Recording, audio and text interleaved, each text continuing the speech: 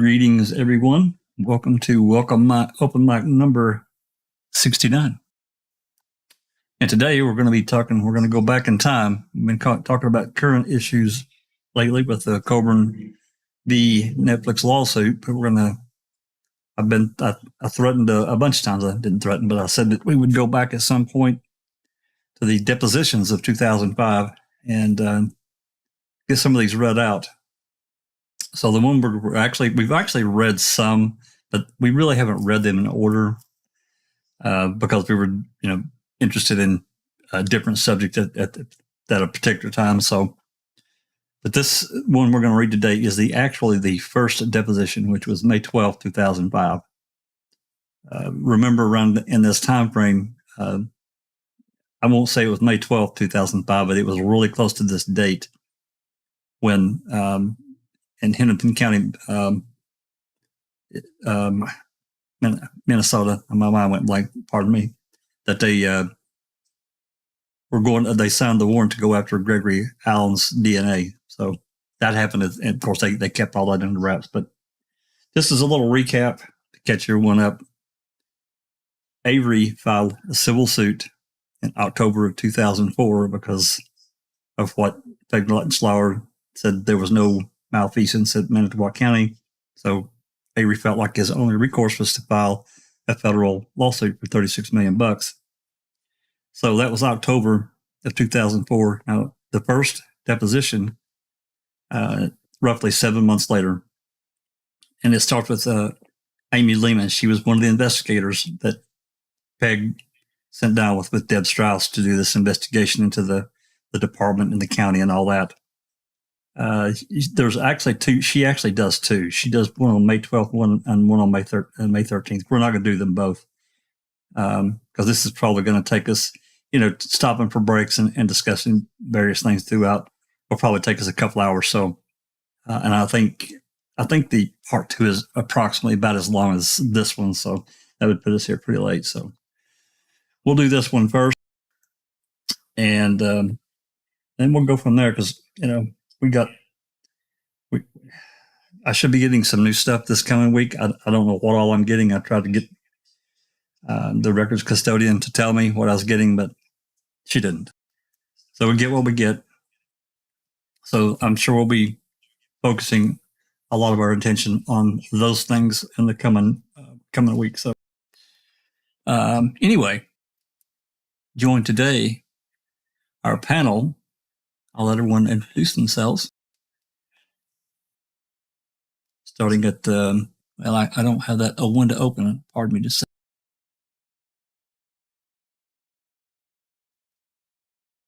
That would be Cherie. I don't recall. How you doing today, Cherie?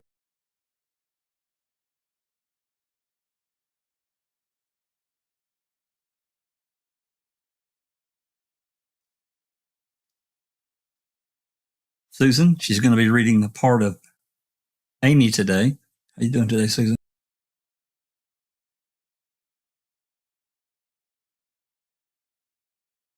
And Rhonda, she's going to be the lawyer, Mr. Kelly. She's going to be one putting the screws to her. So how you doing today, Rhonda?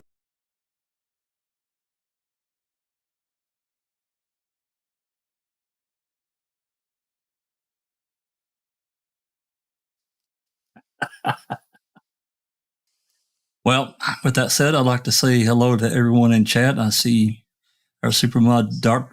Hey.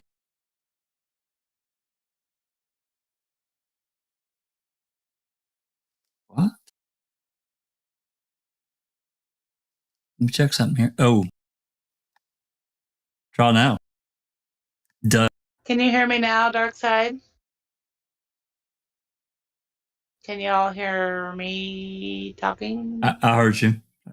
I had my phone turned down really low. I wasn't even paying attention to it because I heard myself. So I guess I was being a show hog. I apologize, everyone. Okay. Hi, everybody. I had the desktop muted from last night when we finished up reading with Uncle Ken. I forgot to unmute it. I apologize. All righty. Well, with that flub up, I'll go back and say hello to everyone. Supermod Dark Side. There's Sherry Lynn Puntillo, Angie, Pete Moss, Paul Ward, TTM Fangirl, thanks for coming. There's Jinx. Who else we got going here? Angie Dickinson. I'm sorry. You see Angie Dickinson? Yep, I saw Angie. Yep, and Jason Bennett. Well,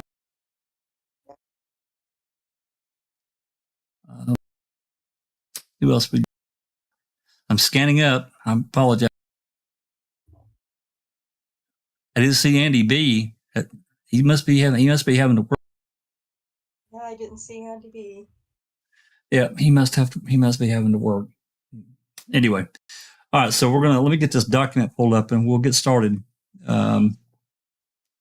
So just keep in mind what I said earlier. This is May 2005, unbeknownst to pretty much everyone that's not in the Wisconsin Authority. Gregory Allen, they're going to be coming and collect his DNA. The order was written in May, and they went in June and got it, and they kept all that secret. So, can you just imagine if that would have blown up? Yeah, a little bit sooner. Yeah, it would have been interesting at this point in time. Oh, I think it would have blown the top off of their lawsuit. Yeah.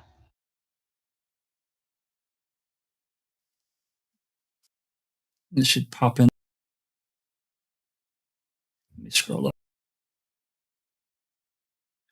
So, I'll just quickly go through the lawyers here and kind of tell everybody who's doing.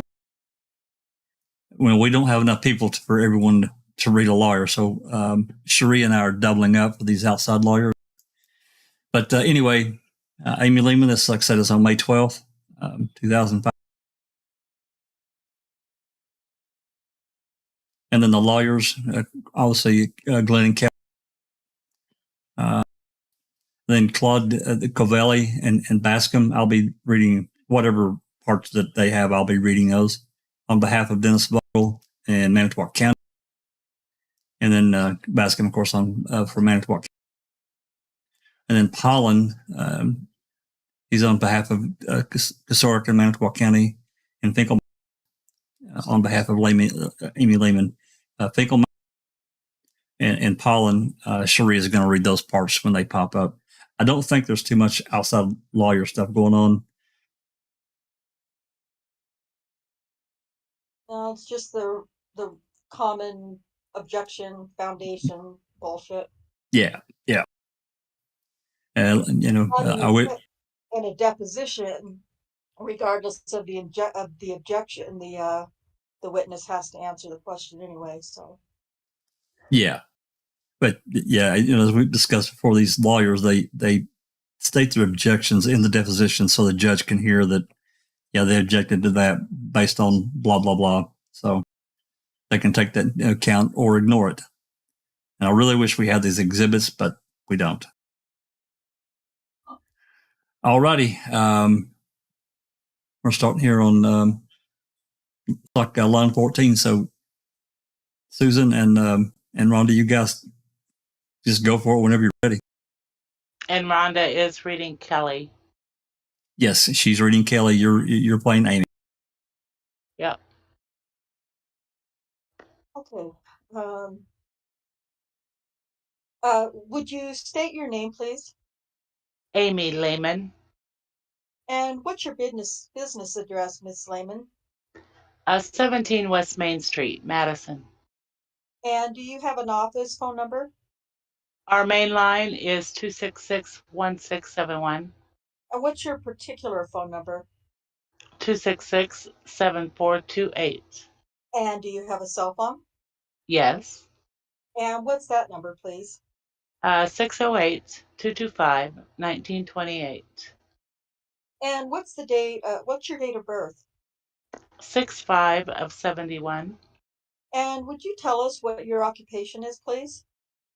I'm a special agent with the Wisconsin Department of Justice, Division of Criminal Investigation. And are you part of any particular bureau? Public Integrity Bureau. Okay. And how long have you been with the Public Integrity Bureau? Since it was created when we received a new Attorney General, so a little over 2 years. Okay. What are your duties as a special agent in the Public Integrity Unit? To investigate crimes relating to misconduct in office, relating to public officials. So it can also involve theft.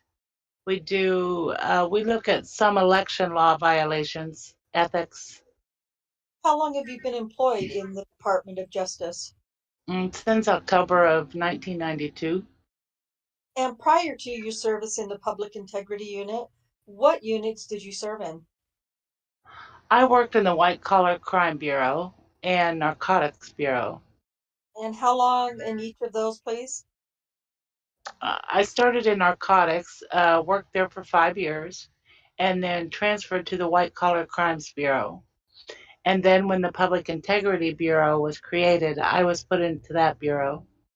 Okay. Would you tell us your educational background, please? I have a 2-year associate degree from Madison Area Technical College in police science. And I have one additional year at the University of Wisconsin, and I'm currently attending Franklin University to finish my bachelor's degree. You're attending what university, ma'am? Franklin Frank? University out of Ohio. Okay.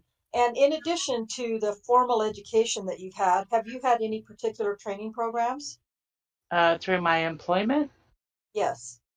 At the time I started, I had quite a bit of narcotics training. When I switched over to white collar, I went for a week down to St. Louis. And other than some, in-house training that occurs, nothing formally outside of the department. So when you moved into the Public Integrity Unit, was there any in-service training for that? We met with elections and they provided some training. We received some in-house training on open meetings violations and that sort of thing. All right. Have you, in the course of your career, testified in court? Oh, yes. Can you estimate about how many times you've done that? Wow, that's tough.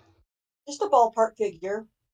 When I was in narcotics, it was all the time, less frequently in other bureaus. So More than 100? somewhere between, I don't know, 50 and 100. I don't know. Okay, It's really hard to guess that. sure. Have you ever given a deposition in a civil case before? Once. And when was that? I was just trying to think of that.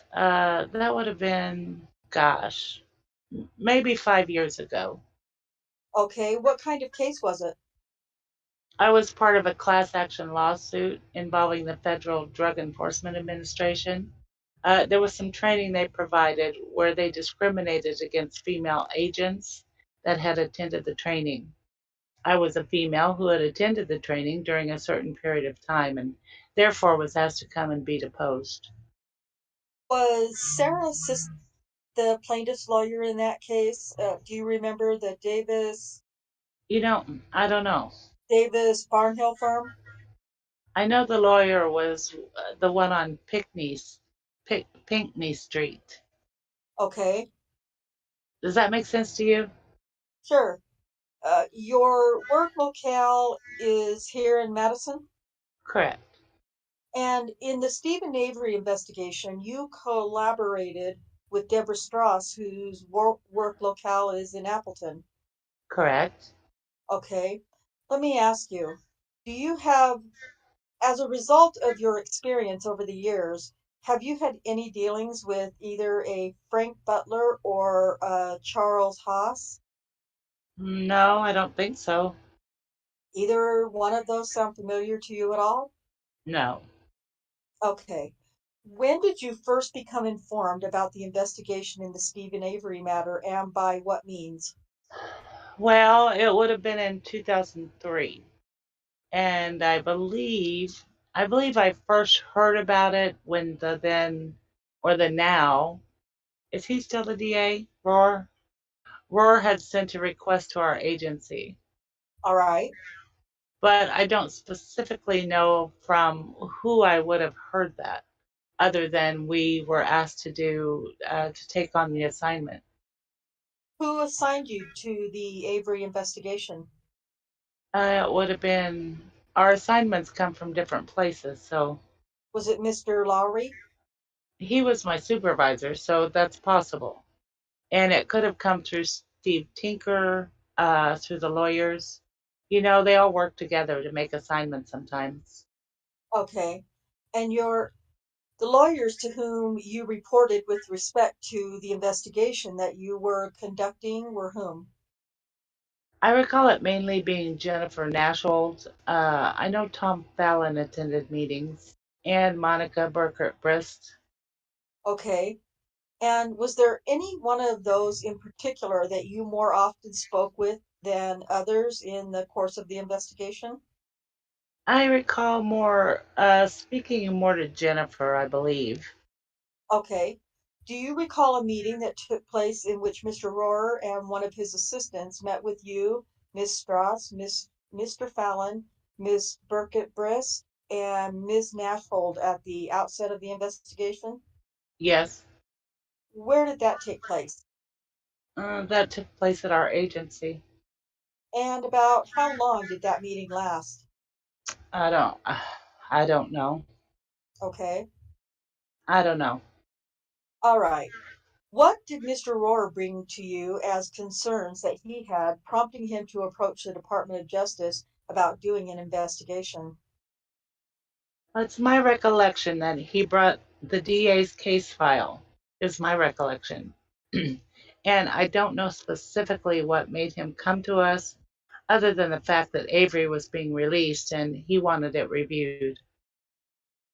Did he describe to you information that he was receiving from people in the courthouse after Stephen Avery had been exonerated and released about what people were saying they knew back in 1985 when this trial took place? I don't remember that, but it's possible. Do you recall him saying anything about women in his office saying, quote, "We knew it wasn't Stephen Avery at the time. We knew it was Gregory Allen, and we actually spoke to Vogel about that," end quote. Objection to the form of the question. And that he, Rohrer, was concerned about that? Same objection. You can answer. Okay. Yeah, go ahead. There might be. Do you understand what he's asking? Yes. Okay, go ahead. I don't specifically remember him saying that, but I know that when we interviewed those women, that was one of the purposes of our talking to them, was because we had learned that they'd said that. Does that make sense? Okay, hold on for a moment if you would. Okay. We're gonna I want we're gonna pause here just for 1 second, okay. and I'm doing that for a couple of reasons. That's to break up the flow of so we don't get whacked. But the second reason is probably pretty much everyone here knows. If they don't, I'm going to tell you anyway. The goal of Glenn and Kelly and all this is to drive out what information the DOJ and other individuals, namely Rohrer or anyone else connected to the case, what they knew about Gregory Allen at the time in 85 and moving forward. That's what they're trying to find out. That's their ultimate goal. So I just wanted to get that said. So go ahead whenever you're. 9 seconds. I want to show you what's been marked as Exhibit 5 in this case and direct your attention to page 2. There's a paragraph that begins with the words, "soon after the mistake." Okay. I ask you to take a moment and examine that if you would. Since we don't have copies of those exhibits, counsel, You want me to read it? can you just tell me what the document you're looking at? All right, no, I've got. Sure, Is this the cover sheet? Yeah, okay, thank you. it's 5614, I've got. counsel. Yeah. Okay. Have you read that paragraph? Yep. Now, do you recall at any point in the investigation you or Ms. Strauss conducting an interview of Mr. Rohrer to determine who the people were who were bringing the information to him that they did not believe crimes were committed by Avery, didn't believe it at the time, and thought Allen had committed the crime, and that they have made these concerns known to either the district attorney or the sheriff? Was there a report that was written? Was there a report that was written of an interview conducted by you and Miss Strauss of the District Attorney Rohrer? If there was, you would have it. Okay. Do you have any recollection as you sit here today of whether or not you interviewed him? If there is a report that says we did, then we did. But you don't. But sitting here specifically interviewing him in a room, I don't recall that. Okay. Unless it came through this initial meeting. I don't recall there being an interview report of just interview, Mr. Rohrer. Okay.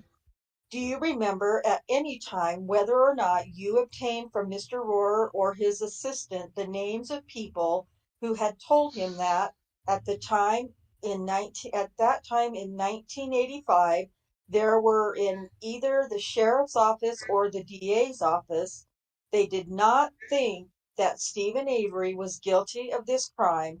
They thought it was Gregory Allen, and they told either the sheriff or the DA that fact? I don't specifically remember asking them that, but I'm sure that we would have, which is what led us to the ladies to talk to them. Okay.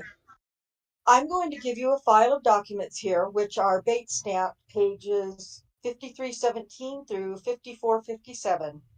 And that group is marked as Exhibit 17 and begins with Bates page 5317, which is marked as Volume 2.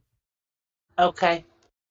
And I will tell you that the question that I'm going to be asking you are just going to require a lot of page turning. Okay. And then I'm going to be asking you questions based on the text that's in front of you. Okay. So first of all, let me ask you, with respect to page 5318, would you tell me what this is? This is a receipt of documents report where we met with Chief Tom Bergner, and he provided us with some copies All right. of reports relating to Gregory Allen. Okay. Now, this document in the lower left-hand corner bears your signature and then a typed name. Do you see that? Yes. And we've had Deb Strauss here this morning, who has testified from a somewhat different format concerning her DJDCI2 reports, which are called ACES Investigative Report. Yes. Would you tell me what the difference is between 5318, this report by you, and these ACES formatted reports? They're ACES reports. ACES. Yep. Okay. And the difference is, last year we purchased a new reporting system. The Department of Justice, DCI, did. And so the difference is the DJ DCI2 reports are our old format, how they used to be formatted. And the ACEs are the new formatted, the way they're formatted now. All right. And most of the reports that are in here that are signed by you are on the old format. And almost all the reports that are signed, not all of them, but almost all of them by Ms. Strauss are formatted on the new format. Could you tell me why that is? Well, I know when we got the new system, I guess the plan was, I was not part of this, to put all the old reports into the new system. And so some of the ACES reports are like regurgitated off this format, which I know you can tell by looking at some of them. But why some of these are probably, I guess I don't really know why you'd have some like this as opposed to this being regurgitated. I don't know. Okay. Although I'm supposing that this came from our original case file in our record center, and now we don't have case files anymore because it's all electronic. So I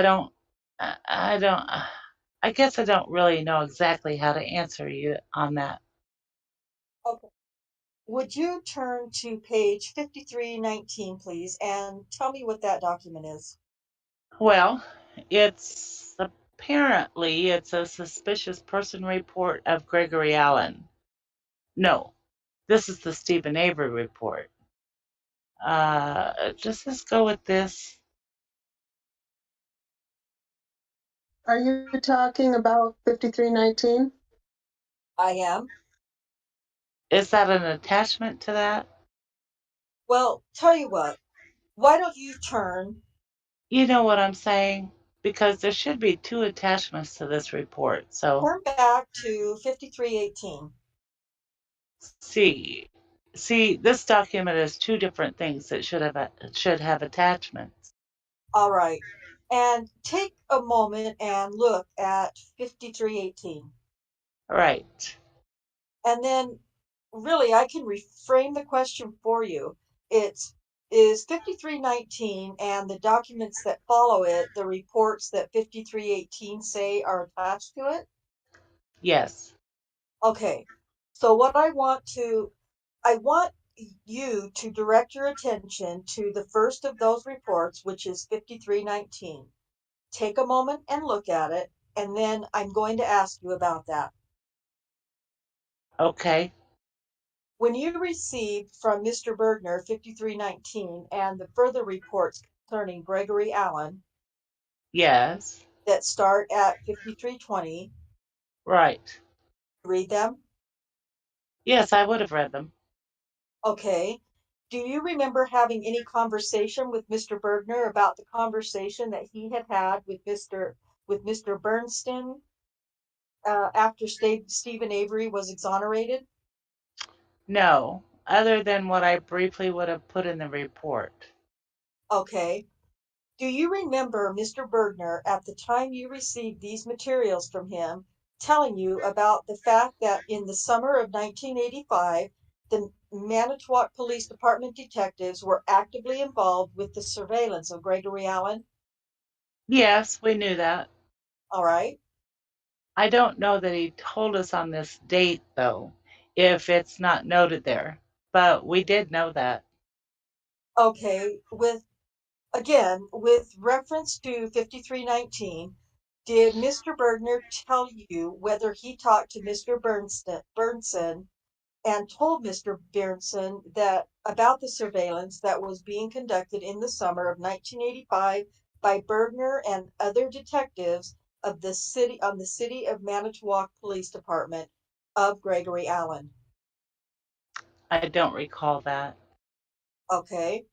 Do you recall whether Mr. Bergner told you that he informed Mr. Bernson that on this occasion that the occasion noted in 5319 that they even had a nickname for Gregory Allen and that nickname was quote unquote the Sandman? No, I don't remember that at all. All right.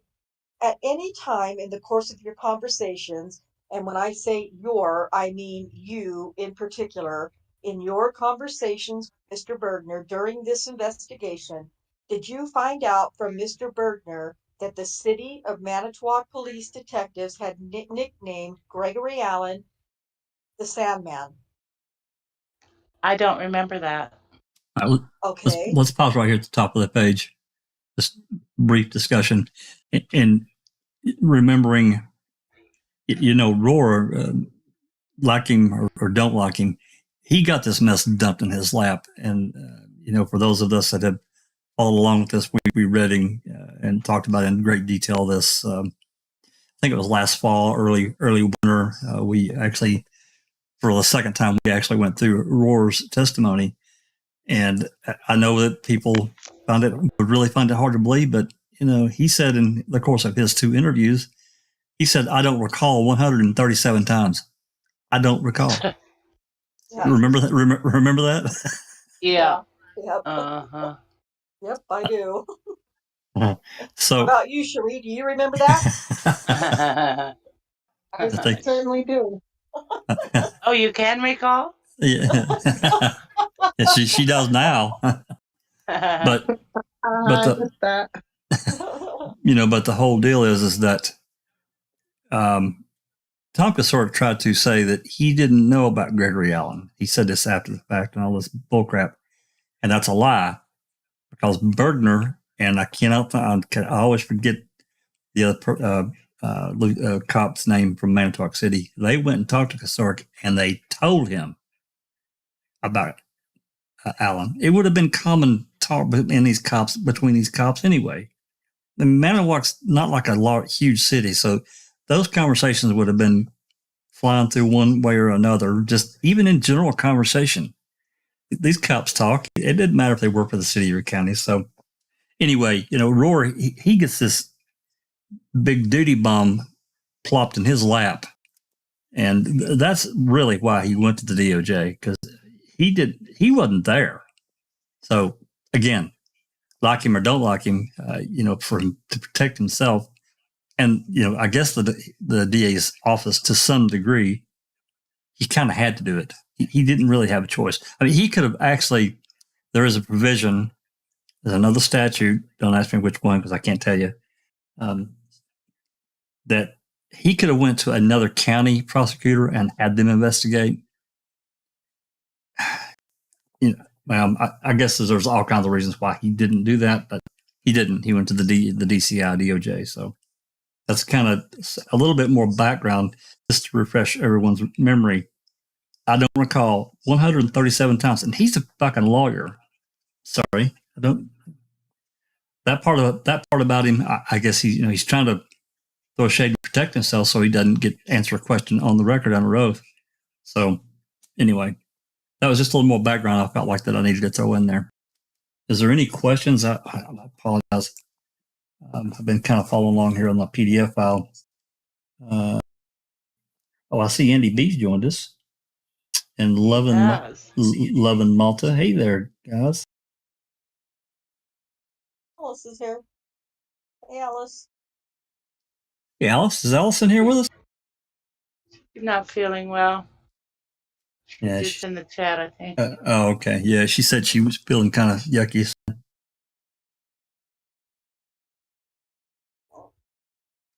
I was trying to see if there was any questions, but it doesn't look like there is. So, all right, you guys can continue. Top of page 20, line 1. Okay, would you turn to page 5321, please? Now, this page is part of the documents that were given to you by Mr. Bergner on October 2nd of 2003 as reflected in 5318. Okay. And I think I asked you, but I don't remember it. Did you review these documents? Yes. Would you look at the top of 5321? The second full sentence says, quote, both Rindle and myself knew Gregory Allen from past incidents and decided a state DC was in order, end quote. Do you see that? Mm-hmm. Yes, sorry. In your conversations with Bergner, did you have any discussion with him about this history that Gregory Allen had concerning sex offenses in the summer of 1985? Objection to the form of the question. You may answer, ma'am. You can go ahead. Go ahead. Okay. Specifically, I don't. But I am sure in the course of meeting with him and talking to him, he would have summarized some of the past behavior of Allen when we were requesting the reports. In fact, you and Ms. Strauss received the entire file of the City of Manitowoc Police Department concerning Gregory Allen. That sounds correct. And that file was, would it be fair to say, extensive? Yes. And would you say that the content of that file, as you examined it, revealed that Mr. Allen was a serial sex offender? Yes. Objection. Object to form. To the form of the question. It's okay, that's fine. Do you understand what he asked? Yes. Okay, go ahead. Yes. All right. We have to make objections for the record. I'm sorry. So that when it comes time when the judge has to make rulings on this, we have to preserve Okay. some of those. Unless the lawyer tells you otherwise, feel free to answer the question. After you guys talk? If you understand it. Okay. All right. And do you have the recollection that in July of 1985, and when I say the recollection, I mean based on your conversations with Bergner and other detectives in the city police department, Uh-huh. that in July of 1985, the behavior of Gregory Allen to their observation was both dangerous and escalating? Yes. Objection, no foundation. Okay. Form. And do you know, based on your investigation, whether or not, as a result of that, the officers of the City of Manitowoc Police Department made a decision about regular and continuous surveillance of Gregory Allen? Yes. All right. We knew that they had been surveilling him. Okay. And that they were surveilling him at the time that Penny Berenson was sexually assaulted, Correct. with the exception of that day. Right. All right. Now, in your professional experience as an investigator, with respect to the question of who was the perpetrator of the assault of Penny Berenson, would you say that that was important information? Object to the form. Like a foundation. Go ahead. The fact that they were following him and he was a serial sexual. And his behavior was escalating. Same objection. Yes. Okay. And one of the tasks that you and Miss Strauss and the lawyers who were working with you had set was to determine whether or not the information known to the City of Manitowoc Police Department detectives was somehow communicated by one or more of them to the sheriff of the Manitowoc County Sheriff's Department. Yes. We did look at that. That is something that you were concerned with. Yes. Okay. What did you decide about that? That the lack of communication was poor. Okay. That there really wasn't any. All right. They didn't work together as a unit like a lot of departments do now. Okay. And did you make any determination about any one or more of them who actually did go and see the sheriff and talk to him? Well, Mr. Bergner told us that he'd gone to see the sheriff, Okay. And what do you remember about what Mr. Bergner told you about what he told the sheriff? that he believed Allen was the viable suspect. All right. And do you know, well, let me strike that and say in your discussion with Mr. Bergner, did Mr. Bergner tell you about how long the conversation with the sheriff went on that issue? I don't recall. Okay. Did he tell you what the sheriff's reaction was to the information that he, Mr. Bergner, was providing to the sheriff? I believe the reaction was, well, I think it's, I, I think it's in in a report Okay, but somewhere. I know, and we may get to that. Okay. I'm just asking what your, I just don't want to misspeak because if you my don't, reports would be an accurate reflection. if you don't recall, all you have to say to me is, I don't recall, Mr. Kelly, but if you have a general recollection, just tell me what that is. My general recollection was that that he said he was aware of him, but that he was on probation. They had checked that out. Okay, I guess is my recollection, but if I could see my report sure. to double check that, that would be helpful. Okay. All right. Would you turn to page 5322? You know, before that, I don't want to mislead you here at all. I want to get you back. Would you turn back to page 5320, please? This report, which begins here on 5320, has a date, right? Yes, I'm sure it does. Okay.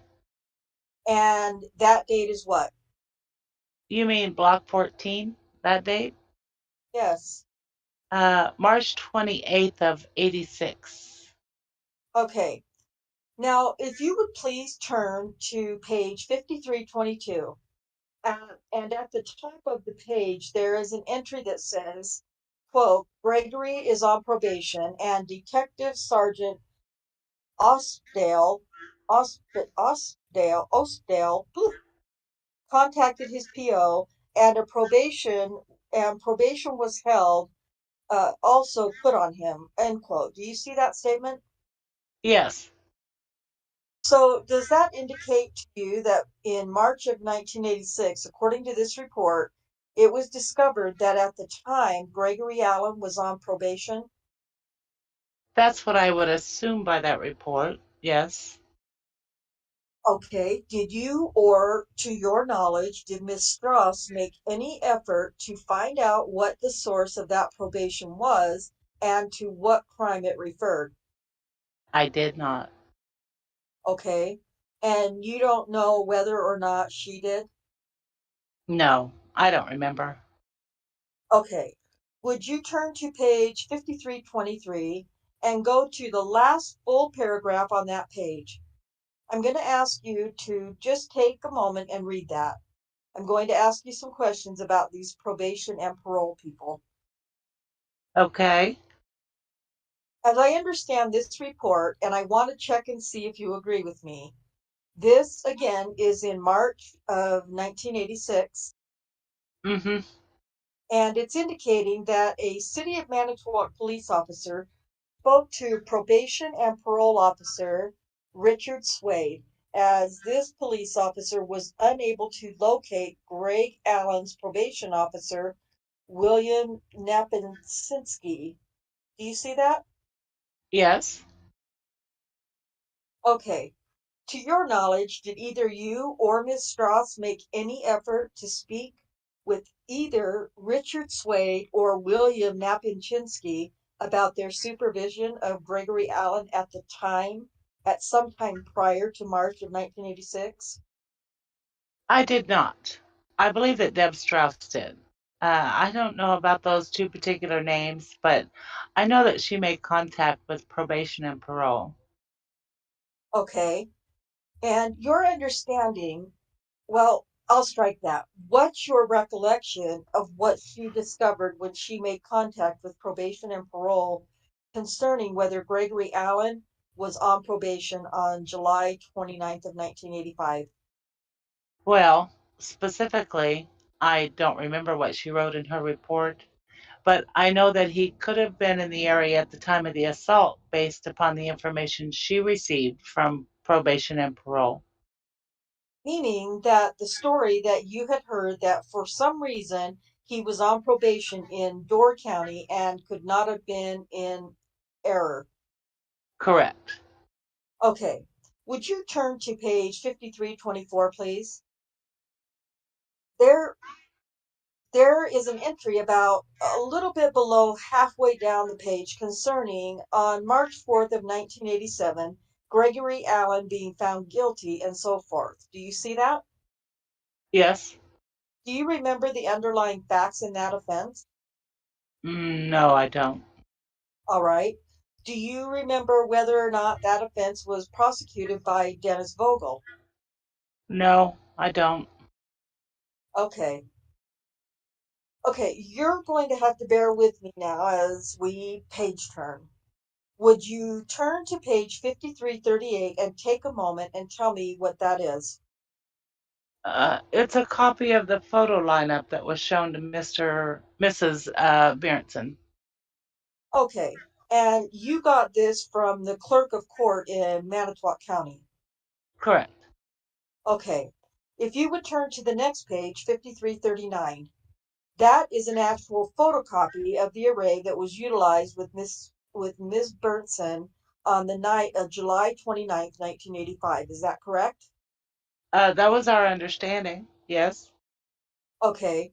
Are you able to identify at this moment which one of these photos is Stephen Avery? Positively identify it? No. I could take a guess. Yeah, make your best estimate. First one, second row. Okay. Now, when you were at the clerk of court's office, did you see the originals? Yeah, I believe that these were before they were photocopied. Okay.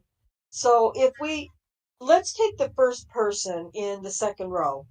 When you were there in person, you would have been able to read the data, which is on the booking photo, which would fix the date and the identity of the person, right? I'm sure. Okay. But you'd agree with me, we can't do it right now No, we cannot. from this material. All right. Do you have any independent recollection of whether or not the booking photo of Stephen Avery was from some prior occasion than the alleged assault of Penny Berenson? No, I don't. Okay. Now, would you turn to page 5340, please? This is the interview that you and Deb Strauss conducted of Brenda Peterson. Correct. And her identity, as I understand it, was provided to you by District Attorney Rohrer. It's possible. As one of the people in his office who had spoken with him about their concerns respecting the misidentification of Stephen Avery in 1985. It is possible that's who we got the name from. Okay. Can you think of anybody else from who you may have gotten the name at that time? No. Okay.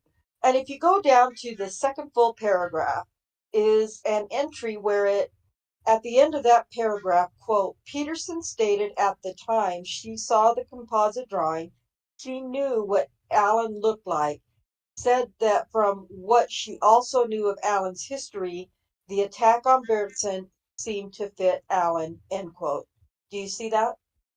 Mm-hmm. Yes. Okay. Did you have any reason to doubt the credibility of Peterson at the time that you spoke with her about those statements? Objection, confident of the witness, a lack of foundation. You can answer. You can answer. No. I had no reason to doubt what she was saying. All right. And do you have any information about how it was that she came to be able to see that composite drawing? No, I don't. Okay. Based on what she told you, do you think it would be fair to say that at the time of the Stephen Avery prosecution, Gregory Allen was a person whose history was known in the DA's office? Object to form. Mr. Covelli, same objection. Go ahead.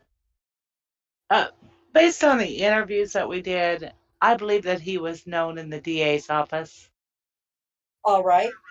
And the next photograph says, quote, Peterson said that in 1985, Allen had been in court for various things, including stalking, window peeping, watching women at Red Arrow Beach, and stealing women's undergarments, end quote. Do you see that entry? Yes. Okay. Do you know whether or not at that time there was a booking photo of Gregory Allen in the possession of either the Manitowoc County Sheriff or the Manitowoc County DA? No, I don't know. Okay. Peterson told you that the Manitowoc Police Department was watching Allen because of his behavior. Do you see that? Yes. Okay. Did she tell you how she knew that? No, I don't believe she did. Was that, to your knowledge, one of the things that was known in the Manitowoc County District Attorney's Office at that time? Object to the form, no foundation. That I'm not sure. I don't know how she knew that. Okay. More page turning. In preparation for your testimony here today, did you read the Attorney General's December 17th, 2003 report? The 15-page? Yes. Okay. Did you review any other documents? No. Did you do any other preparation? Other than meet with Corey, no. Okay. Did you have any conversations with any of your colleagues? About the case? Yeah. Well, I probably would have chatted with Deb Strauss. We were both coming here. Right. When you were served with process that you were going to be brought in to testify in the case, did you talk with Deb Strauss about it? Oh, sure. Tell me what the two of you talked about. It would have been, hey, received a subpoena, and me too. And, just a little surprised by receiving subpoenas. Okay. But other than that, I mean, we both did almost everything simultaneously together. So, as far as the case goes, we did interviews together and everything. So, Okay. At the time you got the subpoenas, the two of you both believed, as I think you've testified, that Bergner went to see the sheriff and told him about Gregory Allen, right? Object to the form. You, yeah, yes, Okay. Was that something that you talked about after you got the subpoenas? no. Okay. Would you turn to page 5350, please? This is a case activity report on the interview that you and Deb Strauss did of Leo Jadowski. Correct. Okay. Whom did you understand Jadowski to be at the time you interviewed him? He was a former Manitowoc County Sheriff's Department detective. All right. What caused you to decide to interview him? I don't remember specifically what took us to him, other than his name either appeared on a report or another person we interviewed mentioned his name as being possibly involved. This is dated September 23rd. That was quite early in the investigation, is that right? Yes, Okay. And later on in the investigation, you and Deb Strauss interviewed Arlen Avery about his recollection of events. I don't remember the date, but yes, we did. Okay. Do you remember whether after you interviewed Arlen Avery, you returned, whether by phone or in person, and had some more conversations with Jadowski? Did not believe so. If we did, there'd be a report reflecting that. All right. Are there any witnesses that you can recall that you or Strauss revisited later on in the investigation, having already interviewed them once, that you went back to? No. Okay. Was there any reason for that? Any particular reason why you weren't re-interviewing? Well, it probably had to do with as we were compiling reports, they were going to the assistant attorney generals for review, working hand in hand. And we were talking to everybody, that was involved at the time or that we thought was important to talk to. And we also weren't asked for any additional follow up by any of the assistant attorney generals. Stand it from earlier testimony, and you just check me out on this. When you convert your notes of the interviews that you've conducted into the reporting format that's reflected in the case activity reports, after the two of you have reviewed the report and decided that it conforms to what happened, it is then submitted for final sign-off to your supervisor within the Division of Criminal Investigation. Correct. Okay, but the decisions concerning who you might interview after any particular interview were made by the attorneys in the Attorney General's office, or by you and Deb Strauss, or by some combination. A combination. So there was feedback going on back and forth about, well, who should we do next, and that sort of thing. There probably was some of that. And in those conversations, are those the conversations in which you were most often talking with Jennifer Nafrold? I mean, I just recall having more contact with Jennifer. Specifically, what we talked about each time, I can't remember. Okay. I'm sorry, I want to go back to that report for a minute. In this, if you drop down 1, 2, 3, 4 to the 5th paragraph in this report, take a moment and look at that. Did you? Okay. So, am I right that Jadowski reported to you that he was informed by Gospodarek, who had worked on the case, that Gospodarek thought, quote, "We got the wrong guy," end quote? That is what Jadowski relayed, yes. Okay, and you discovered that Gospodarek had since died. Correct. And do you remember whether Arland Avery confirmed to you that Jadowski had said the same thing to him about what Gospodarek said that Jadowski told you Gospodarek had said? Jesus. Wow. No, I don't remember.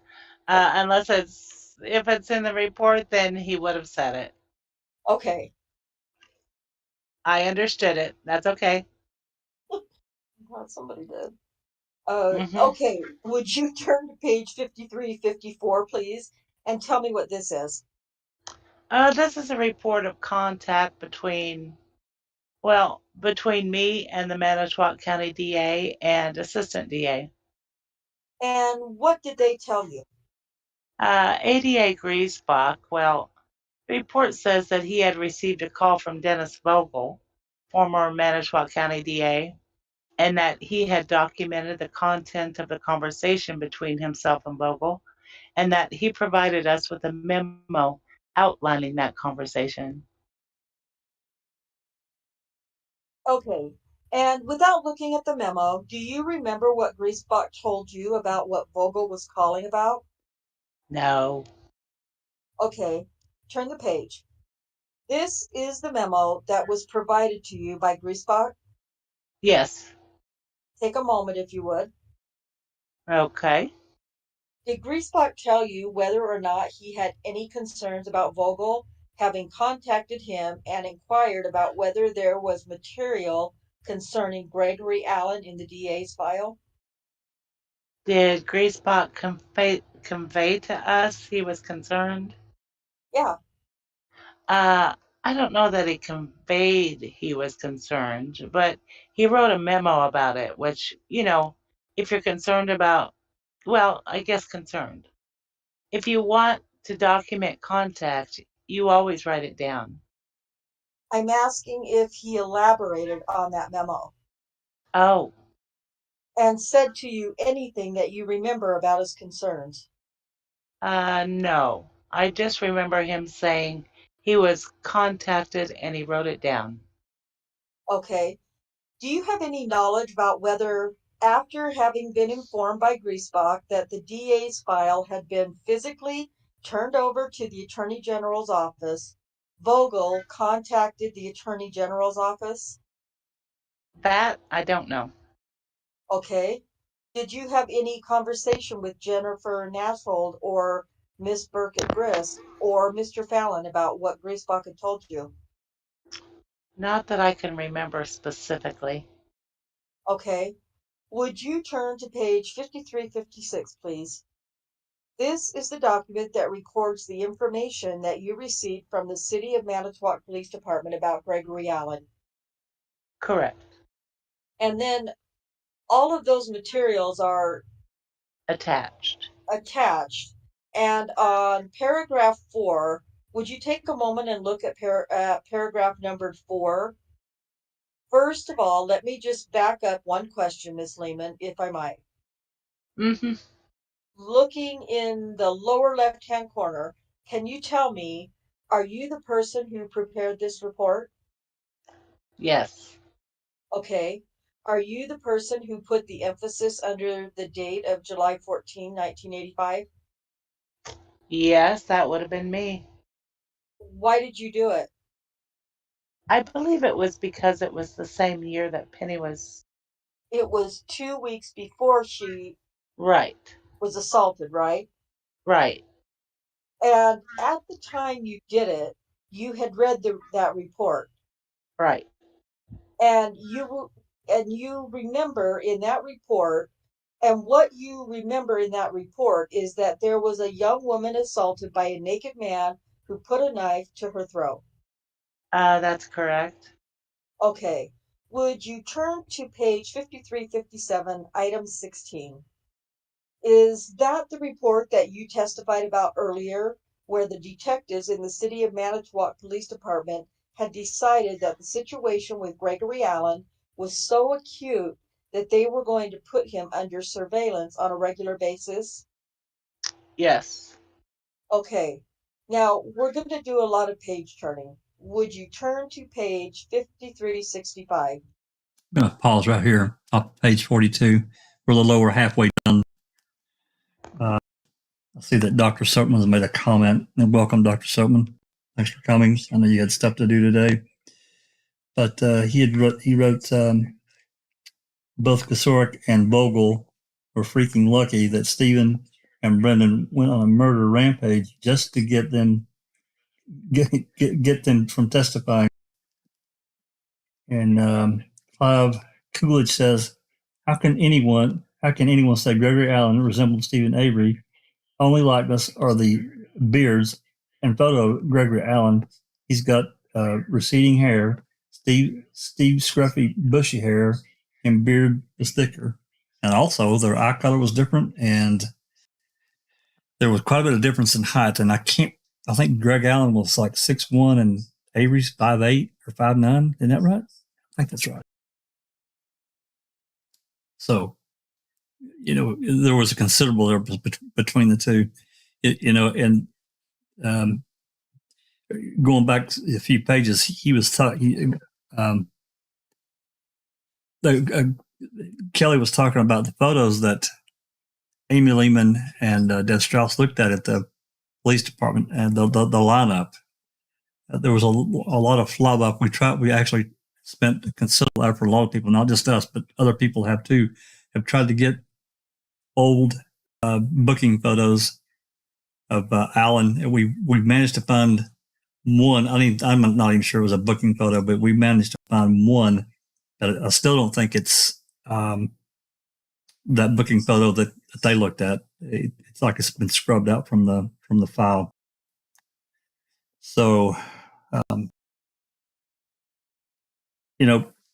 another thing, and they talked about it here just a few pages ago.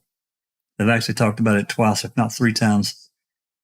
Manitowoc City Police were so concerned about Allen and his activity, of all the reports and everything coming in, they were so concerned they put him under surveillance. But then all of a sudden on that day that Penny got attacked, well, they weren't there. And I got to tell you, I got a problem with that. I don't know if it's true or not, but it just seems peculiar, the timing, that they just suddenly, they weren't around. But other than that, they've been surveilling him pretty tightly because of his activities. I don't know if that holds any truth to it. I can't prove it. It's just really strange. Another coincidence, I guess, in Manitowoc County. Like the one that got Richard Mueller off the jury. I don't know. Maybe that was real, but I'm suspicious of it. The accident. Well, that ultimately turned out to be really nothing. Just something very minor. So, I mean, Yeah, he's that's not, what I mean. I thought it may have been kind of, concocted or at least made sound like a lot bigger deal than it was. absolutely, and yeah, that whole deal of how he got ran off the jury is highly, it's just weird. It's just another one of those things that's tied in with that case that, I don't know. I've asked a lot of questions and the way it was handled after the fact, because, as I recall, the way that was handled was, Avery had a few choices, and yeah, things really, as I remember, they weren't really followed like they were. They weren't really followed for the statute. I don't know. The whole thing was bad. Sheriff was involved. The sheriff taking in the phone to call his wife. Why was the sheriff there? They had court bailiffs. They were sequestered. It was a sequestered jury, and those bailiffs handled all that. But suddenly the sheriff's involved. Yeah, it's just some really funny business. So, I'm going to look at, running my mouth here. If there's any other questions. I see Kristen Bell 43D's here. Thanks for the happy Father's Day. Appreciate that.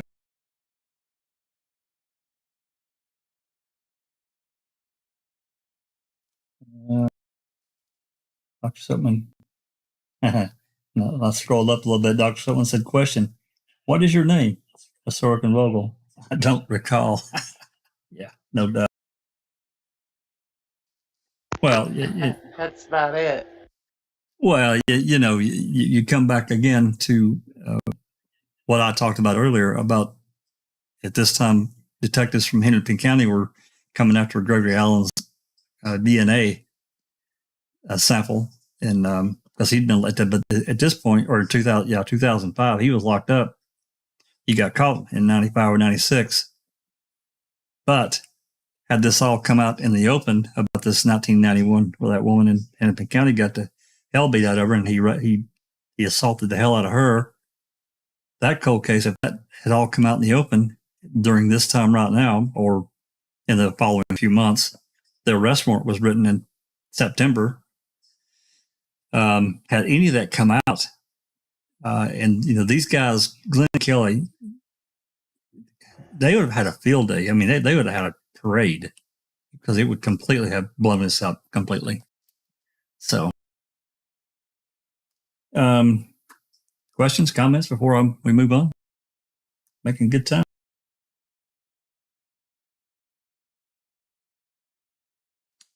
All righty. I guess, Rhonda, you and Susan can start whenever you're ready. Top of page 42, line 1.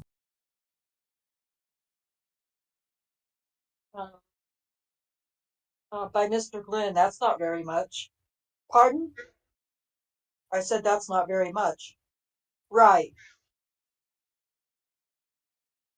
You were hopeful too there for a moment. Okay.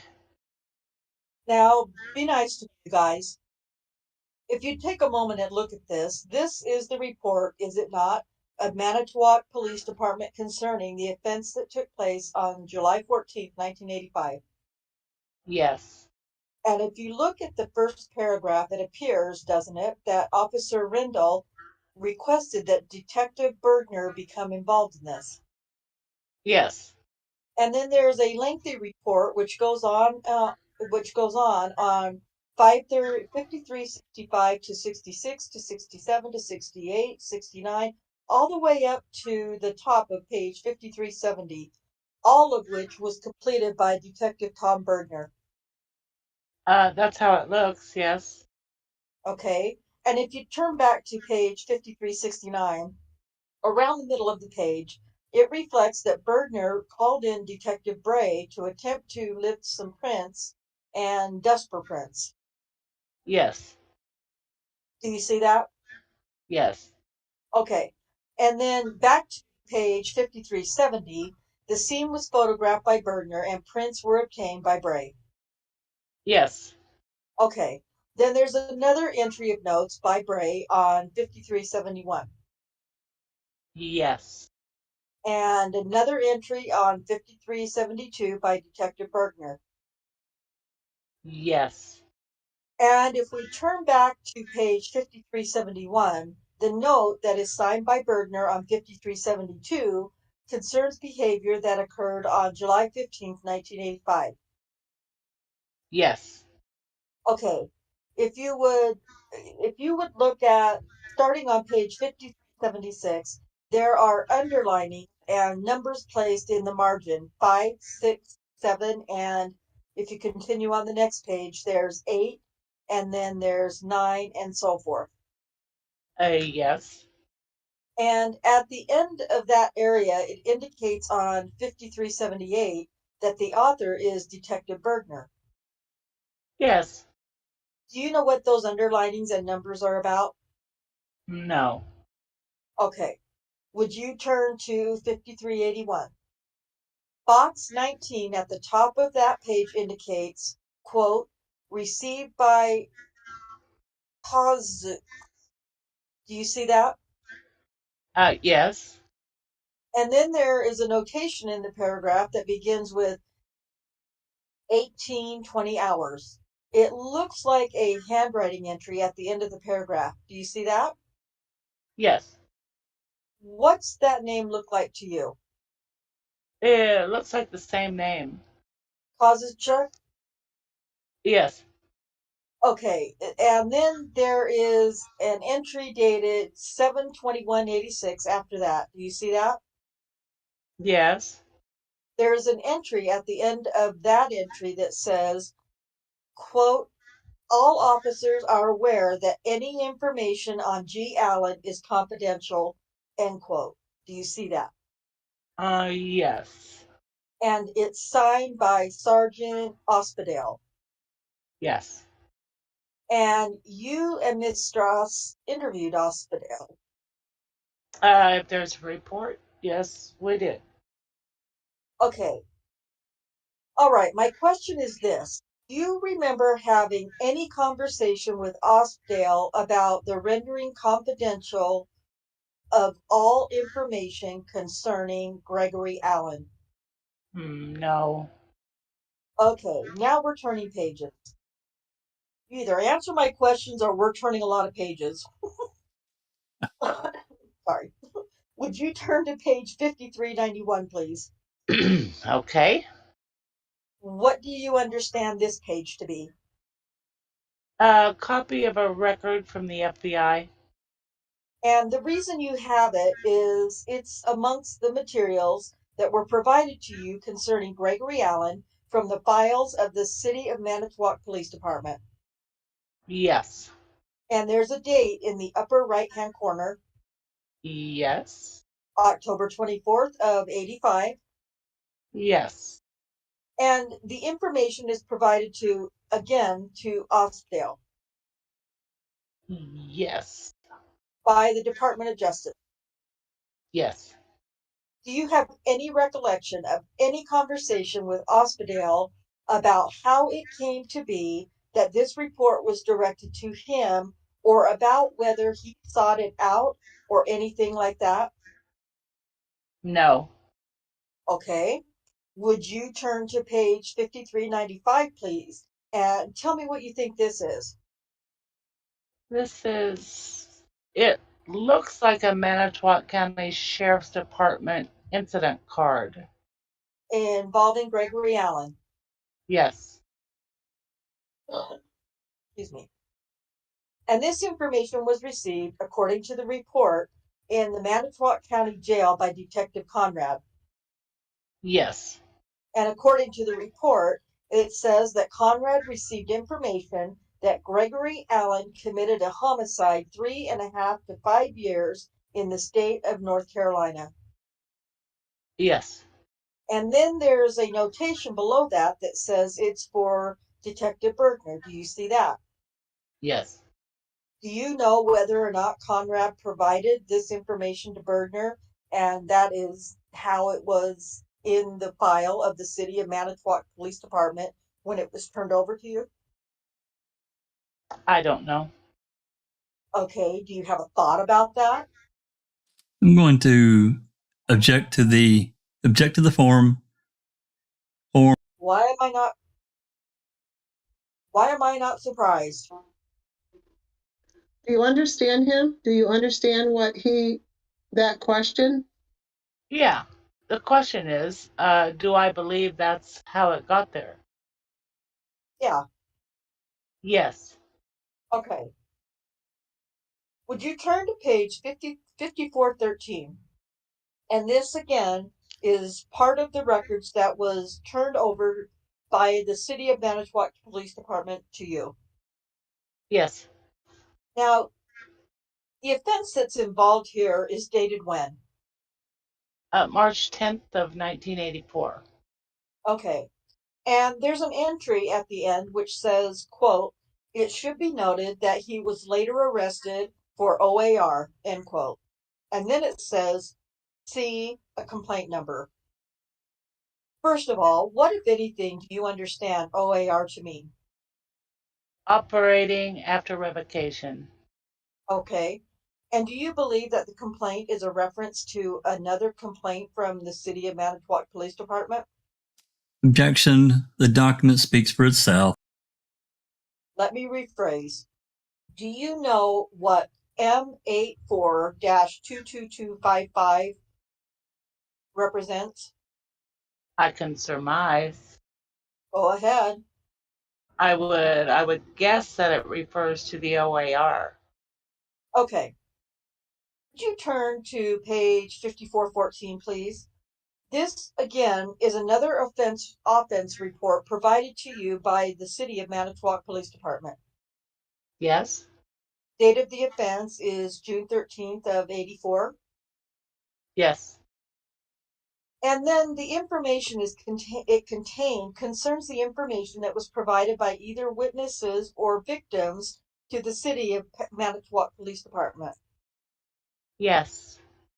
Would you turn to page 5423, please?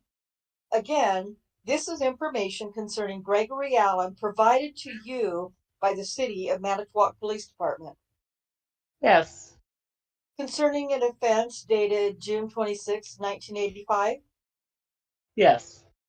And if you turn to the next page, second or the bottom full paragraph, there's an entry, quote, "Allen has been a suspect in other prowling and peeping Tom incidents," end quote.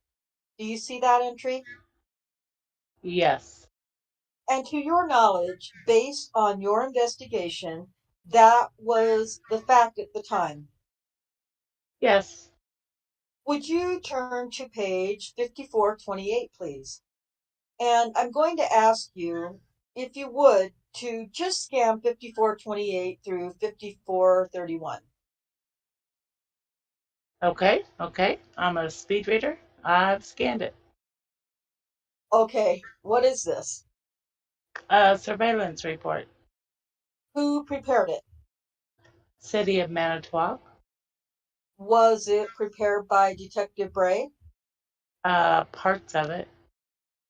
If you look on the front page, there are two entries, Richard H. Bray and Gregory Allen. Allen is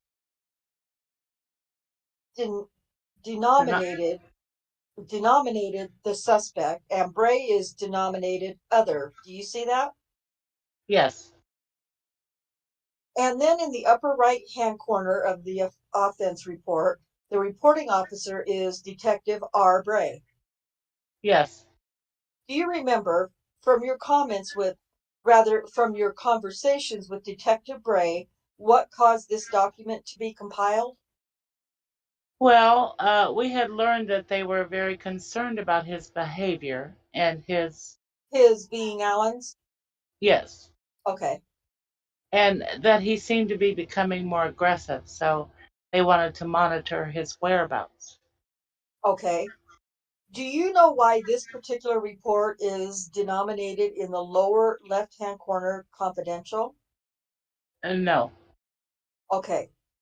I mean, they didn't tell us why.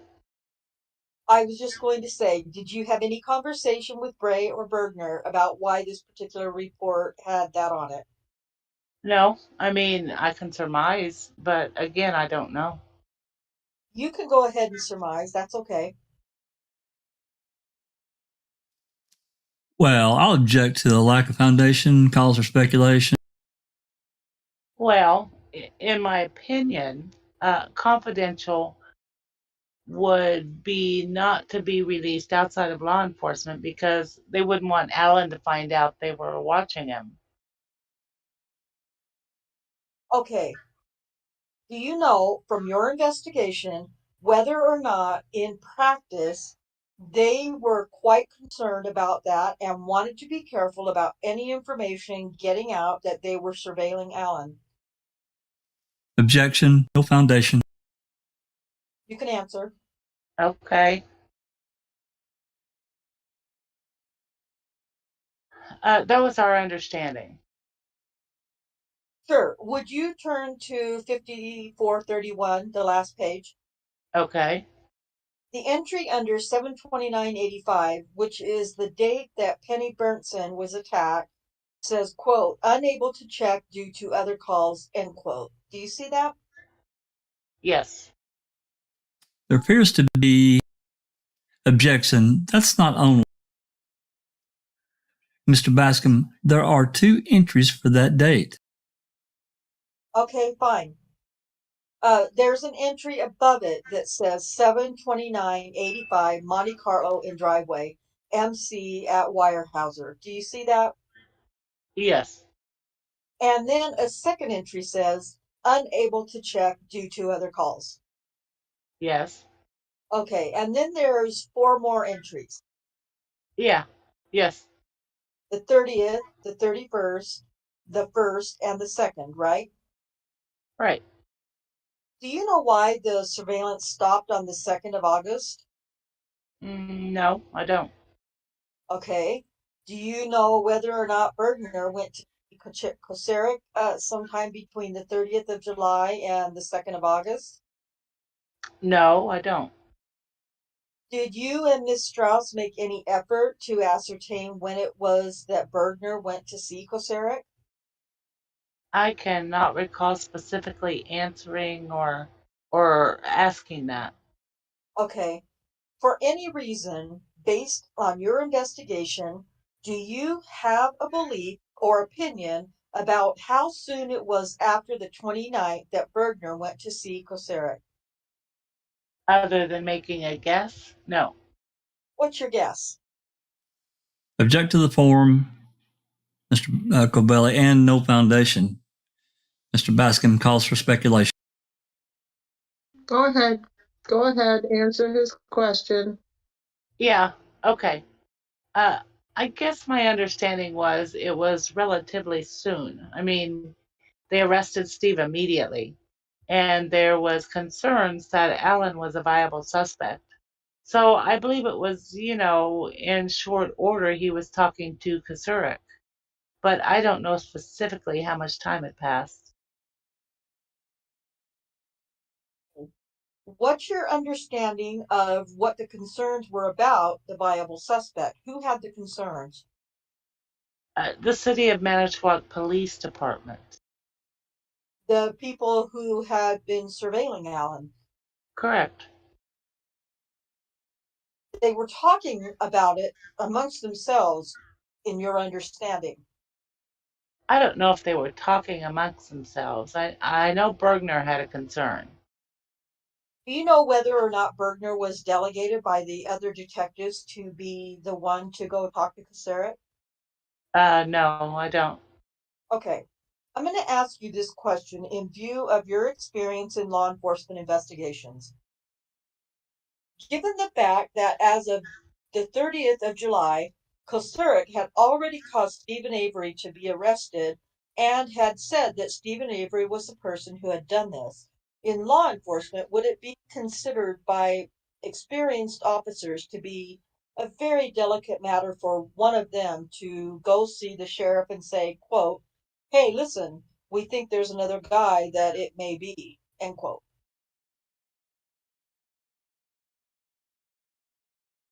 Mr. Mr. Pollen? Bowen, I'm going to obtain to form and foundation, oh, I'm sorry. I'm going to object to form and foundation on that. Go ahead, ma'am, if you can. Mr. Finkelmeyer, you can answer. I mean, do you understand what he's asking you? Yeah, I understand what he's asking. Okay, go ahead. Yeah, I think it would be a delicate matter Why? because you already have somebody who's been identified as a suspect. Right. So if it turns out that the second person, in this case, Gregory Allen, becomes a viable suspect, then there's the possibility that nobody's going to get convicted. That's true. Okay. Would you turn to pages 5448 through 5456 and tell me what these are? It's records relating to Gregory Allen, arrests, and it looks like contacts, maybe. They're not our records. No, these, is it your understanding that these come from the City of Manitowoc Yes. Police Department? And do you know what a master file lookup is? That's at the top of all these pages. It says master file lookup. Well, I guess it would be my understanding it'd be everything on file relating to Gregory Allen. Retrieved by some means, it looks like. Some kind of electronic means. Right. Through the city. Right. Okay. Okay. That takes care of that file. Now I'm going to show you Exhibit 18, which is Bates pages 5225 through 5316. And if we go to page 5226, we get a booking photo that we can read as to the date. Could you just give us a second, Counsel, to catch up? Sure. Okay, so page 5226. Yes.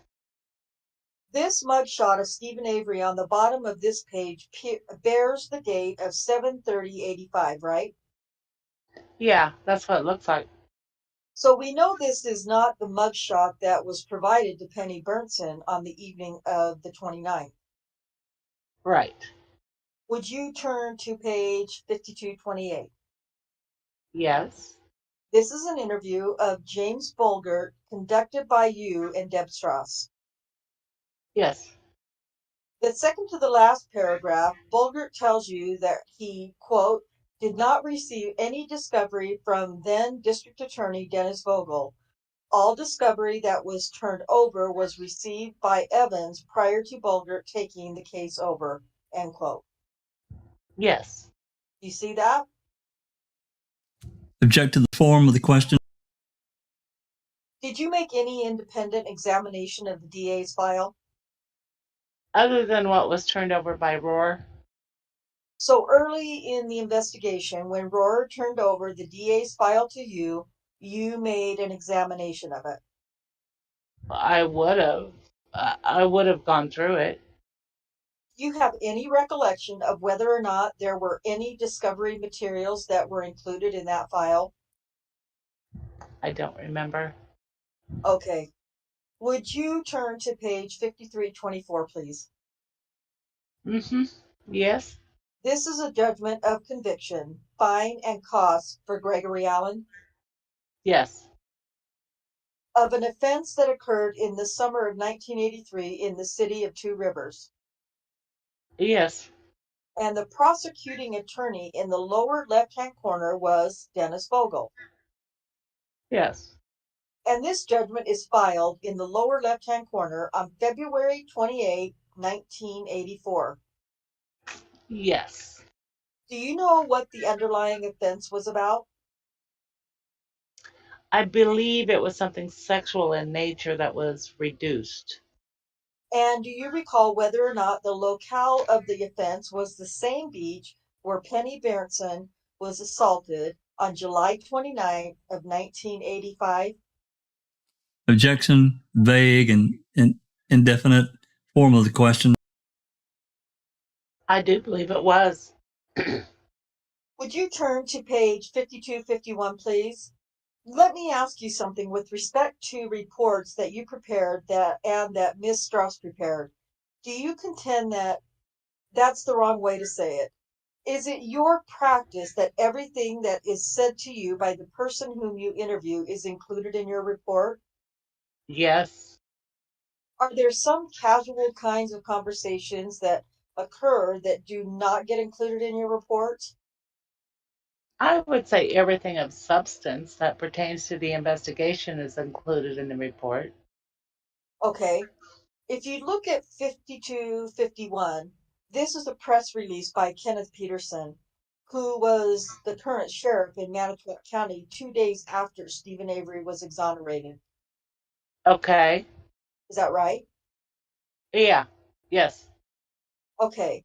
And this is him telling his employees in the department that they're not to talk about the Stephen Avery case.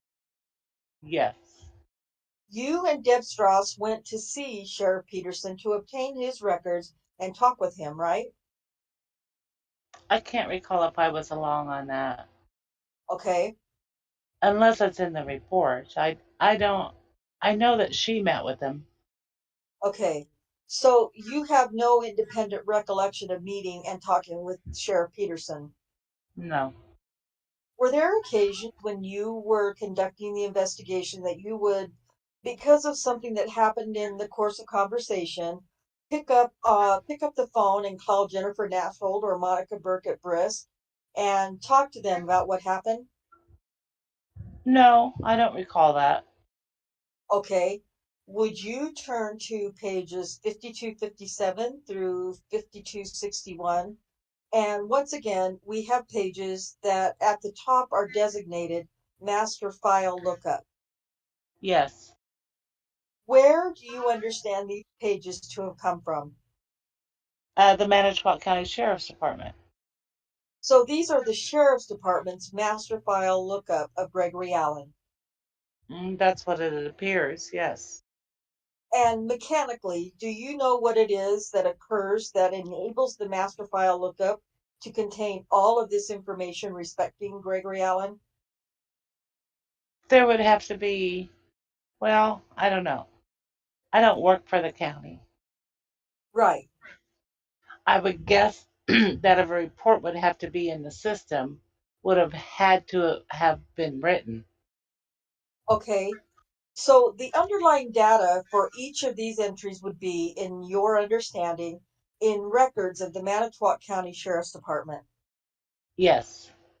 Would you turn to page 5262 and 5263 and tell me what this is? This is a report I wrote. It's about the review of Manitowoc County Sheriff's records on the Stephen Avery case file. And this concerns suspects in the investigation where Penny Berntsen was the victim. Yes.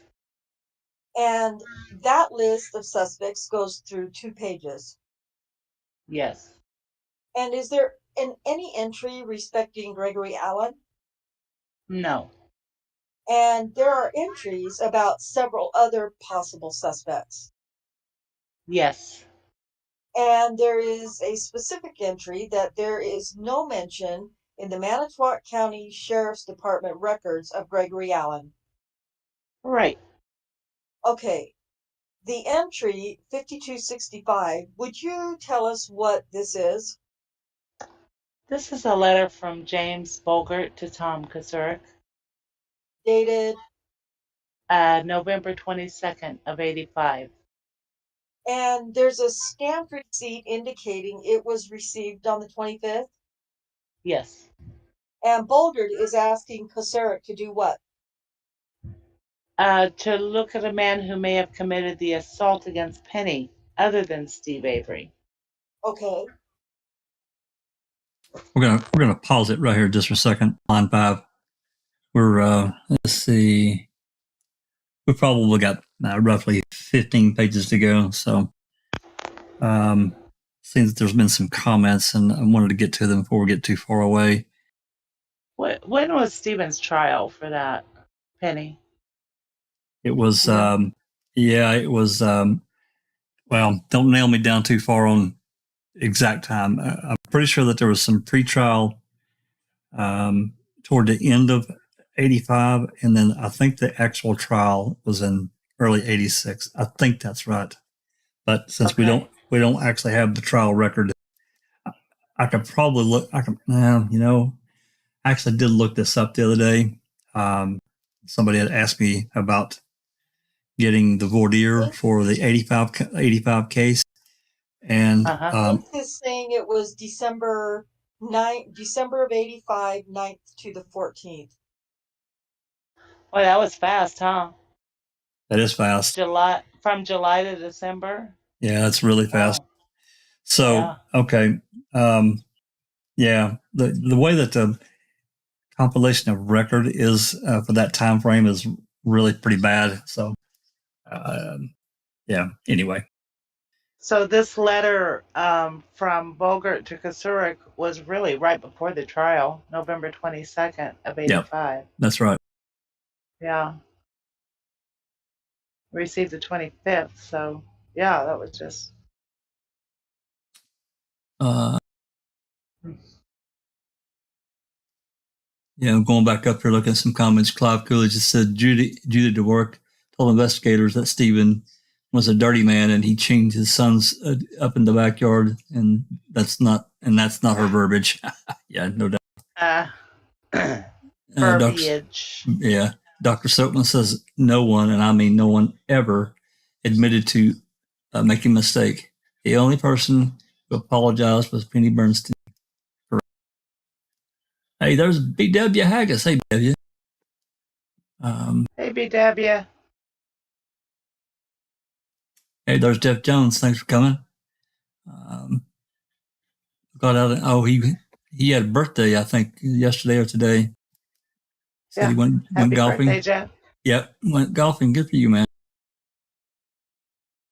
Thanks for looking that up, Jinx. Yep.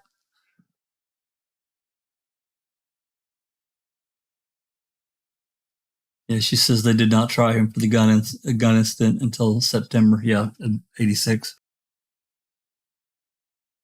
So, which is kind of strange because it happened prior to the Bernstein incident. That didn't really make a lot of sense to me either. So, Yeah. I'm trying to think of anything else. As we're going through this, there's just a lot of things that we've already previously talked about that just go through my mind, and we can't talk about everything. We'd be here for forever, but I do know one thing I did want to mention, and it'll come up, as people that have read through these depositions, Amy and Deb Strauss worked together. However, Amy was a relatively newer agent, and Deb Strauss was the alpha female and the older agent, seniority. And as I understand it, the reality is that Amy gave Deb her reports, and she is the one that. I'm not saying that Amy was cut off from people in the DA's office, this Monica Burkhart-Brist and Jennifer Nashold, because she wasn't cut off from them. However, the reports themselves, as I understand it, I think that comes up in Deb Strauss' deposition. She is the one that actually turned them in. So I'm not saying that she modified or did anything to Amy's reports, but again, we don't know that for sure. I really, really wish we had all these exhibits, and that's actually prompted me. I'm going to make some inquiries. I know that Zoner's got them. I don't know that she would ever give me a copy, but man, I would really like to have them, because as you can see, as they're going through here, there's dozens and dozens of police reports that we don't have. And I'm really interested in that FBI report, because I know that. So, go ahead. No, go ahead, Jeff. I was just going to say, and then you can ask. I know that, and I think, I'm not going to say the name. Someone in foul play has requested to the FBI Gregory Allen's file, and basically they were told they didn't have anything, and that's clearly not true. Right. So James Bogert was with Manitowoc PD, right? City PD. I think he was the attorney. I think he was the second attorney, and I'm probably going to hose up a name here. I think he was the second attorney that came in after the original. I know that there was 2 attorneys involved in Stephen's defense. Okay. And I'm pretty sure that Bogert was the second attorney, but I could be wrong. I can't remember, and we don't have the documentation, so I've not committed it to memory. Jinx might remember. Who's Bogert, Jinx? Yeah. There's a Bolger or Bolt, yeah, and then I can't think of the lady's name, but either this one of the attorneys got sick or something and had to drop out, and another attorney took it over. And I'm gonna hose it up, and I don't want to do that. I don't want to put out misinformation on that. I can't remember though. Bolger could have been one of the detectives too, and I'm just not remembering properly. You've surprised me with a surprise question. I'll have to find the answer for you because we've been talking about him here, and I can't remember. Yeah, I think one of the detectives. I think he is. So just this letter that he gives to Kasurik right before the trial proves that they were communicating between departments. That was Peg's big thing, that the reason that this all happened was because there was no communication. Right. Absolutely. There's total bullshit. It is bullshit. It's total crap. There's absolutely no doubt about it. Vogel and Kasurik knew who Gregory Allen was. And Amy Lehmann just said the same damn thing earlier. That's right. Bullshit. It is bullshit. He said his name was Shearer. That sounds familiar. Whose name was? Oh gosh. That's my Avery's maiden name. Yeah. The cousin. The city cop. That Kasurik was hired under. Sorry, I got off track. Oh yeah, okay. That was my Avery's. Was her dad? That's her. Okay. So once removed. Well, I'll try to find an answer to that puzzle for so I can let you know later. I just know that there were 2 lawyers involved with Avery, but that's a separate matter. Getting back to your what you were saying, absolutely, Kasurik knew, and so did Bogle. They absolutely knew who Gregory Allen was and what he had done. Absolutely, again, Glenn and Kelly knew it too, and that's what they're trying to get these people to admit with their own investigative reports. Now they're screwed. So if it comes out, I don't recall. Alrighty. Anything else we need? Dr. Silkman's made a comment here.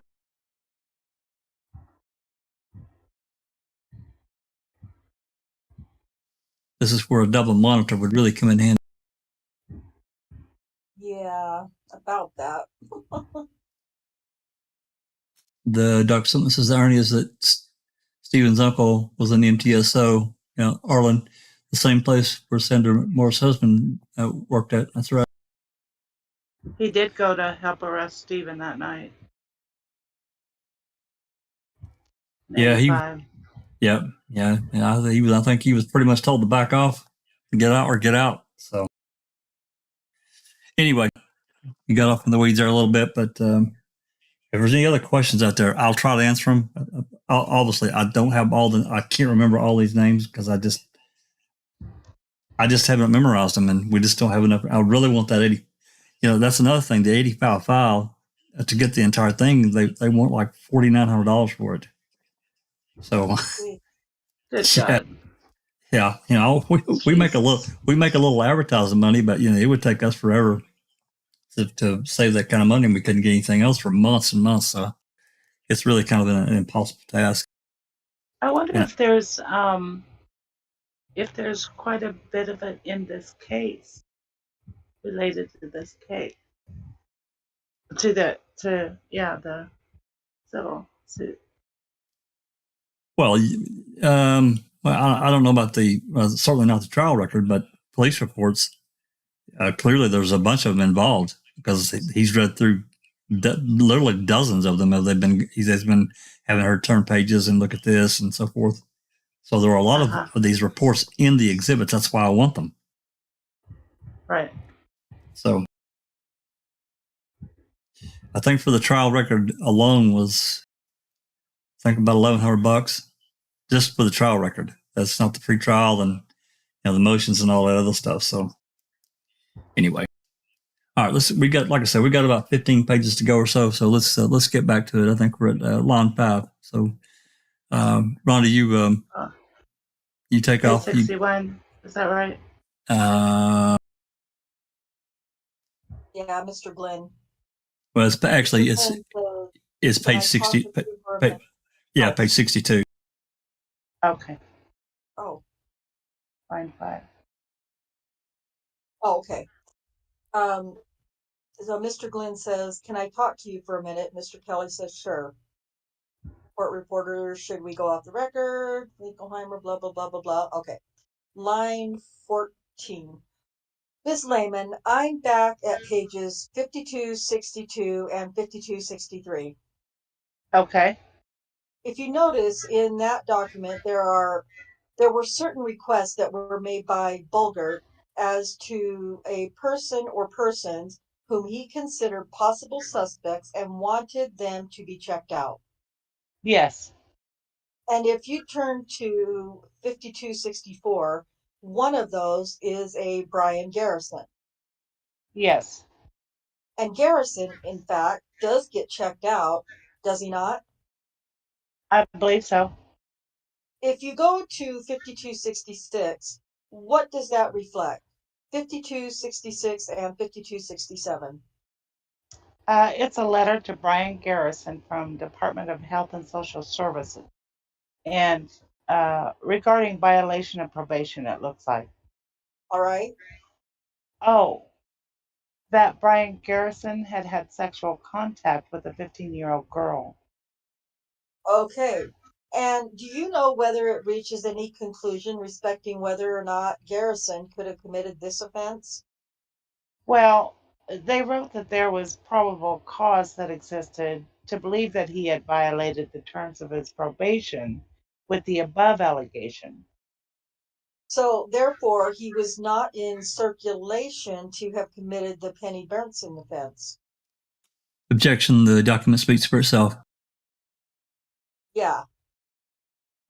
Okay, that's fine. We'll just Okay.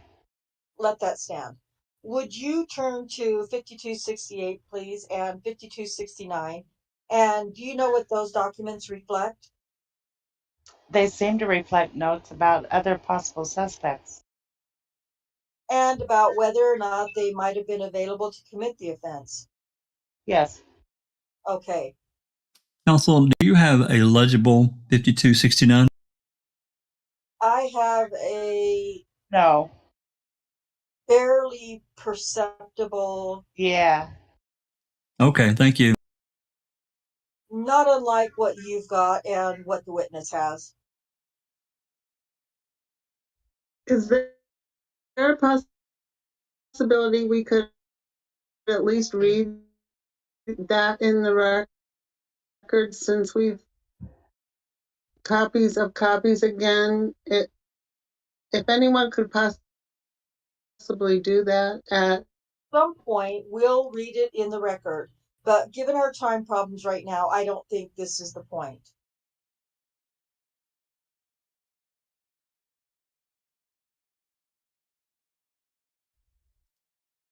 Mr. Paulin. Well, it's 2 lines. Sorry. What document are you talking about?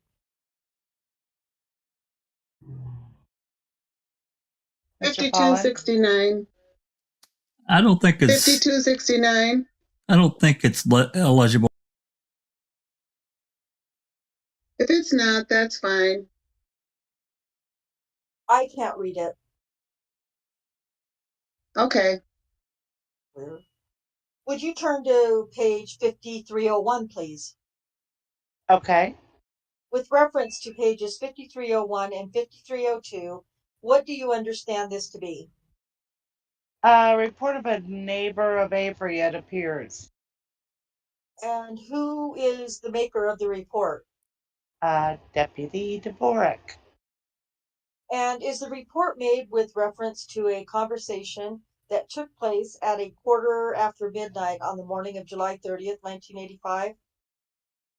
Oh, that's when it was taken. You mean, or written? That's when the conversation took place. Yes.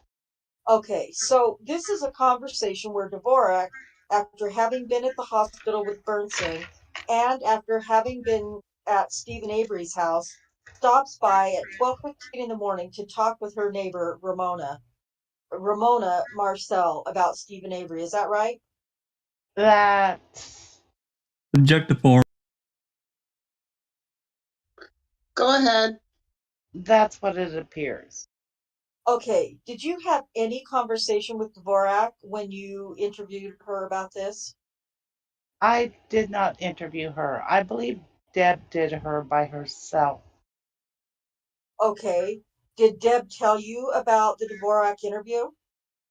Probably, but I wasn't there, so I don't remember the details. Do you remember whether she told you how Miss Dvorak felt about Stephen Avery? I don't believe she liked him. Okay. Yeah, Understatement. you think?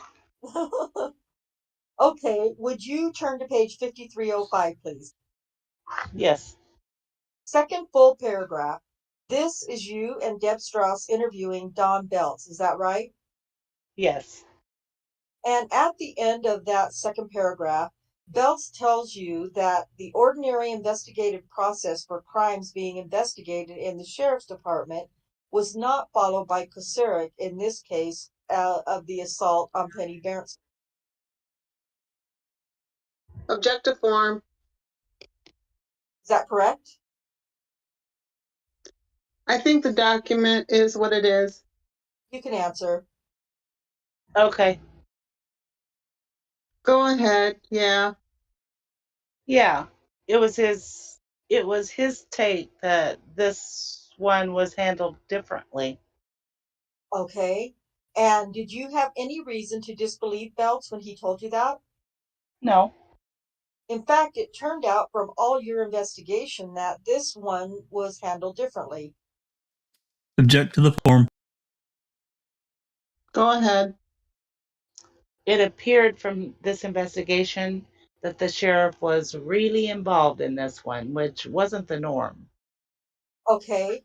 And if you turn to the second page on one, two, three, fourth up from the bottom, Mm-hmm. Yes.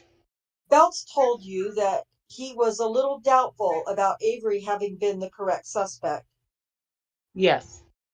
And he said in the next paragraph, he told you those doubts came from the fact that the photo lineup came so fast and there was someone in law enforcement saying it was Avery.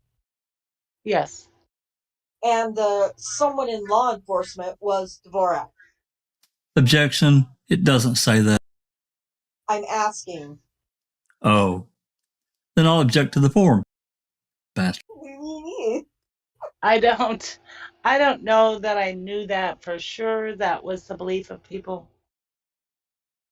Okay. Momentito. Okay. The hell? Do you want this one? Do you want that? Reporter. Oh, thank you. Let's go off the record for a moment because I'm getting fucked up right here. Off the record. Okay. Back on the record.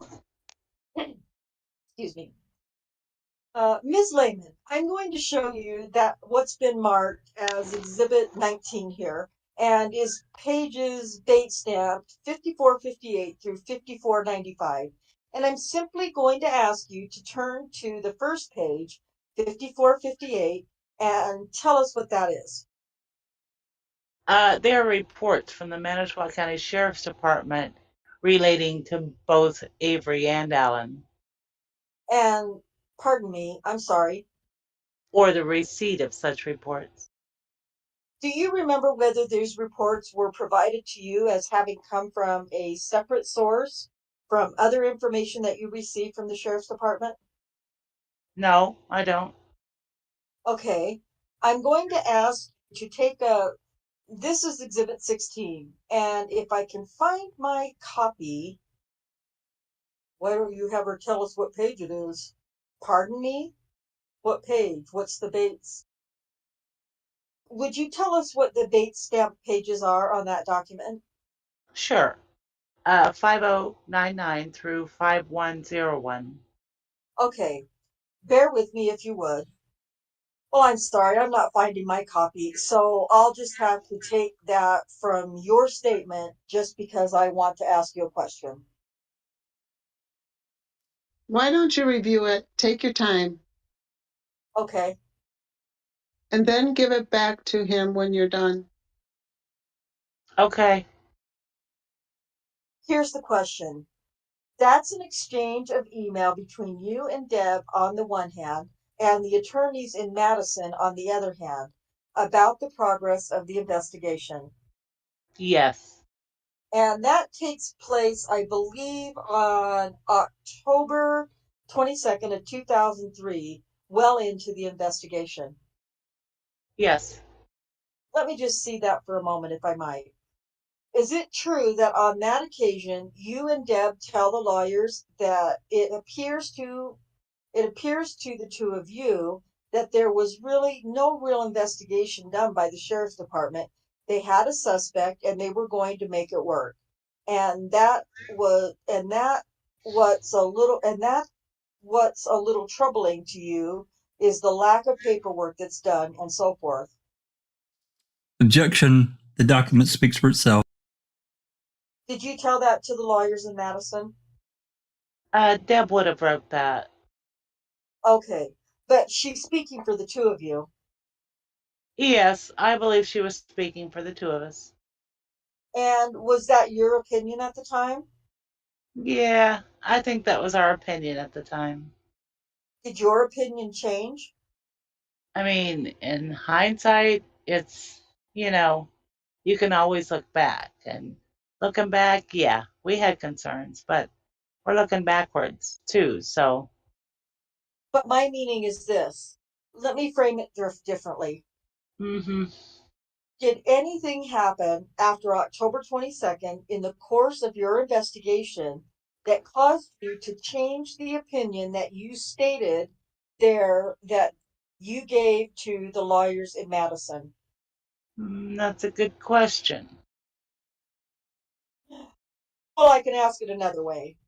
Is there, to your knowledge, is there any communication by you and Deb speaking for each other in which you change what you say in that email on the 22nd of October? No. Okay. That's it. Reporter. Okay, I guess that we'll adjourn for this at this point. Okay, it's 3:13 p.m. Deposition is adjourned. So that's it for. Yeah, I was about right. There's probably 10 pages of index here. So. Yeah. Yep, that's what it is. So interesting kickoff from Amy. Close this off here. I mean, there's obviously a whole lot more is going to get revealed between in part two of hers, and of course Deb Strauss's also really a really interesting deposition. And I read a bunch of these. I have obviously, we haven't read through all of these. I've read through most of them. Back when we got them. I think the only one there's probably a few I haven't read all the way through. Brenda Peterson is a really long deposition, by far actually the longest of all. I think it's pretty much. I don't know if it was the entire day, but it was certainly, it was long. So, Jenks is asking, was Amy Lehmann on the 05 case at all? not that I'm aware of, no. Not that I'm aware of, yeah. Yeah, I don't remember seeing her at all. Of course, Deb Strauss invited herself on, in her call in, which was a really weird call that she didn't go through her supervisor to get assigned. It's a really strange call. Of course, she does get neck deep involved into the 05 case. So, anyway, any other questions? Any other comments? Should I scan up here a little bit? Didn't That's what Deb I get need. involved before they even found the Rev? Or didn't Yes. she ask to get involved? Yes. She got involved on Okay, she called in on the 4th, really the evening of the something. 4th. Yeah. Well, that's why a lot of us suspect that Peg sent her in or told somebody to send her. And that way, that's the reason that she didn't get assigned through a supervisor. It was really strange. It's a strange call. I mean, clearly we can't prove that, but that's how it comes up because all these other people, they clearly had an assignment from somebody out of Madison or wherever, and they get a call from the Alphaton office. The other special agents that got involved from the DCI, they were assigned. She wasn't. I mean, clearly she wasn't. You can tell that from the phone call. So, Well, it's one thing to get involved, to help find Teresa or find out what happened, but to talk about Steve and Avery, that's kind of. Yeah. well, yeah, in a dastardly way like that. Yeah. Yeah, I agree. Well, I don't think I'm. I mean, there's been some interest in the civil case, and hopefully we're going to have some more information as soon as Cherie gets some free time. We're going to have a little bit more information that we've never seen before coming. We've got some documentation on the 85 or the civil suit that somebody got years ago. It's available. It's not a lot, but there is some. But I think it was Sherry Lynn Pantillo had asked last week one day about that. So we're going to get a little bit more information. I'm not going to say that we're going to get every scrap of paper, piece of paper, because I think a lot of it's pretty irrelevant. But there may be some things of interest that we can look at just to add a little bit more to help understand how the civil suit was going and some things that were said. So.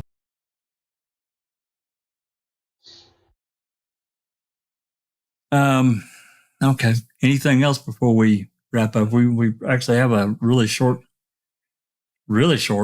open mic, 2 hours. Wow. I was wondering whether you had ever gotten any documentation or anything to find out where or why the Manitowoc City Police were not surveilling that day. Did they get some, miraculous call to some other place so that they couldn't watch I haven't seen that. day? I haven't seen the actual documentation, but that's what on the day. Okay. Yeah, there's That's what's claimed. That's what's claimed, that they got called away to something else.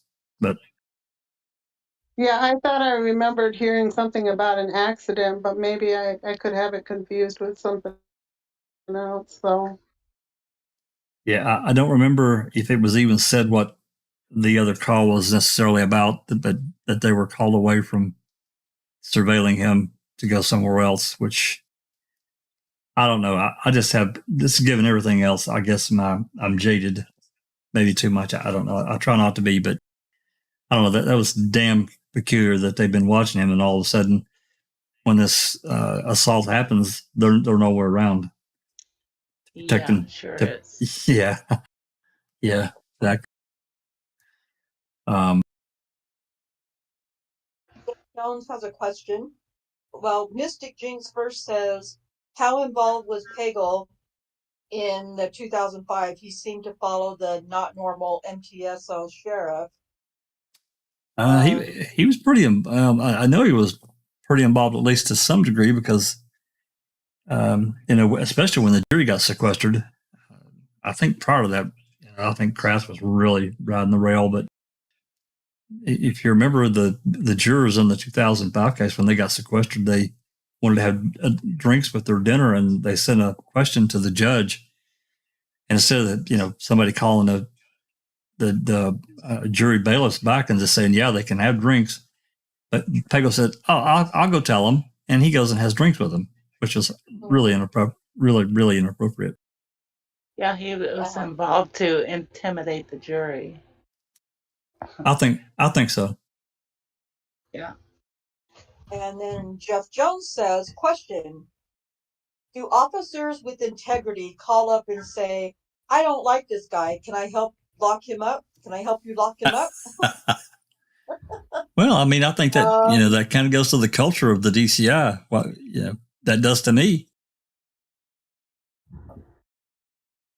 And then Chair Yoga for the Ageless says, another coincidence to add to the pile. Yep. No doubt. Yeah, I mean, speaking to Jeff's comment, it's got just all kinds of really bad stuff written all over it for her to call and say, I don't like this guy. How can I help?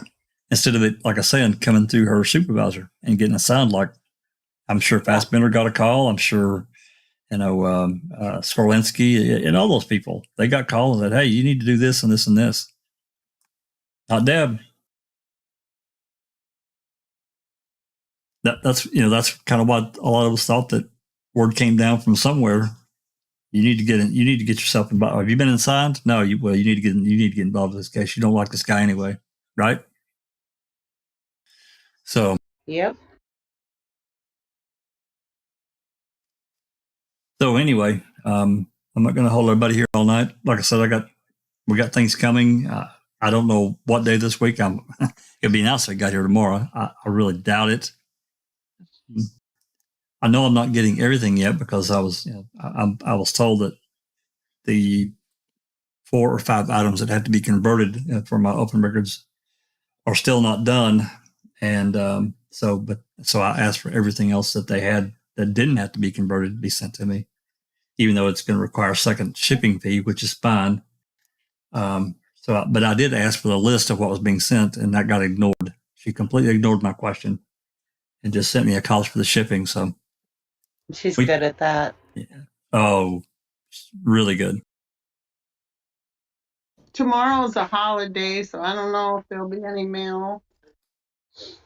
What holiday is tomorrow? It's Juneteenth. That's right. Juneteenth. It's a new one. I don't know what that is. Well, a couple of years.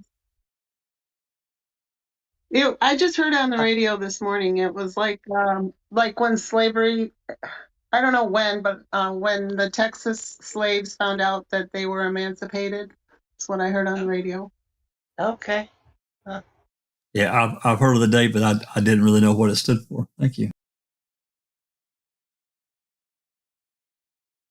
So anyway, hopefully by midweek, I'll get a pile of something and start going through it. And as I said during the reading with Uncle Ken yesterday, I think it would be, well, number one, it would be rude to just dump everything all at one time.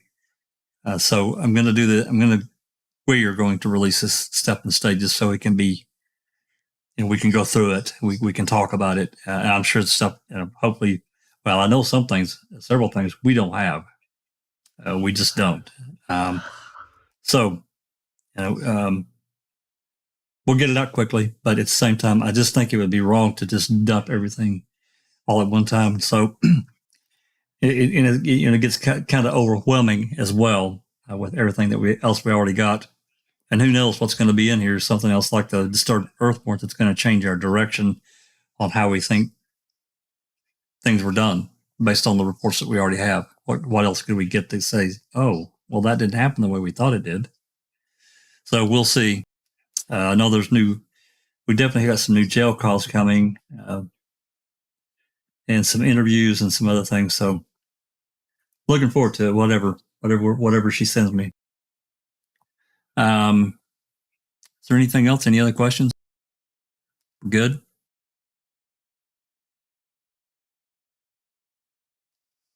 Well, I'd like to thank all the folks that have came, and thanks to my readers, Cherie and Rhonda and Susan for helping do this.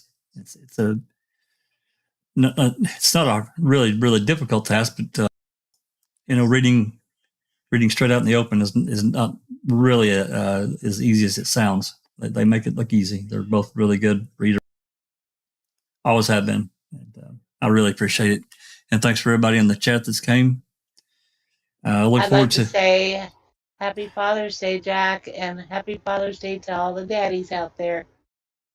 Thank you very much. I appreciate that. I got a German. I'm going to have me a big cheeseburger. My wife's going to fix me a big cheeseburger and some tater tots or something. And she also got me a German chocolate cake too. Ooh.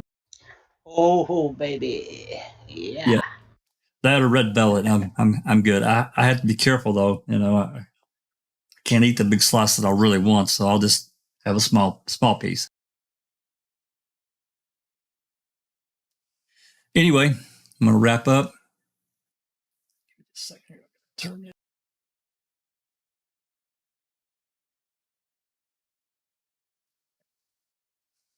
If you like what we do, those that haven't subscribed, please hit that subscribe button. Hit the like button if you liked it. These depositions, like I said, they're not earth-shattering, but there's definitely some good information about what was done, and that was not ever really reported out in the public. You never get this stuff from what you see in the reports ever. A lot of stuff we found through these depositions. So anyway, until next, this has been a Foul Play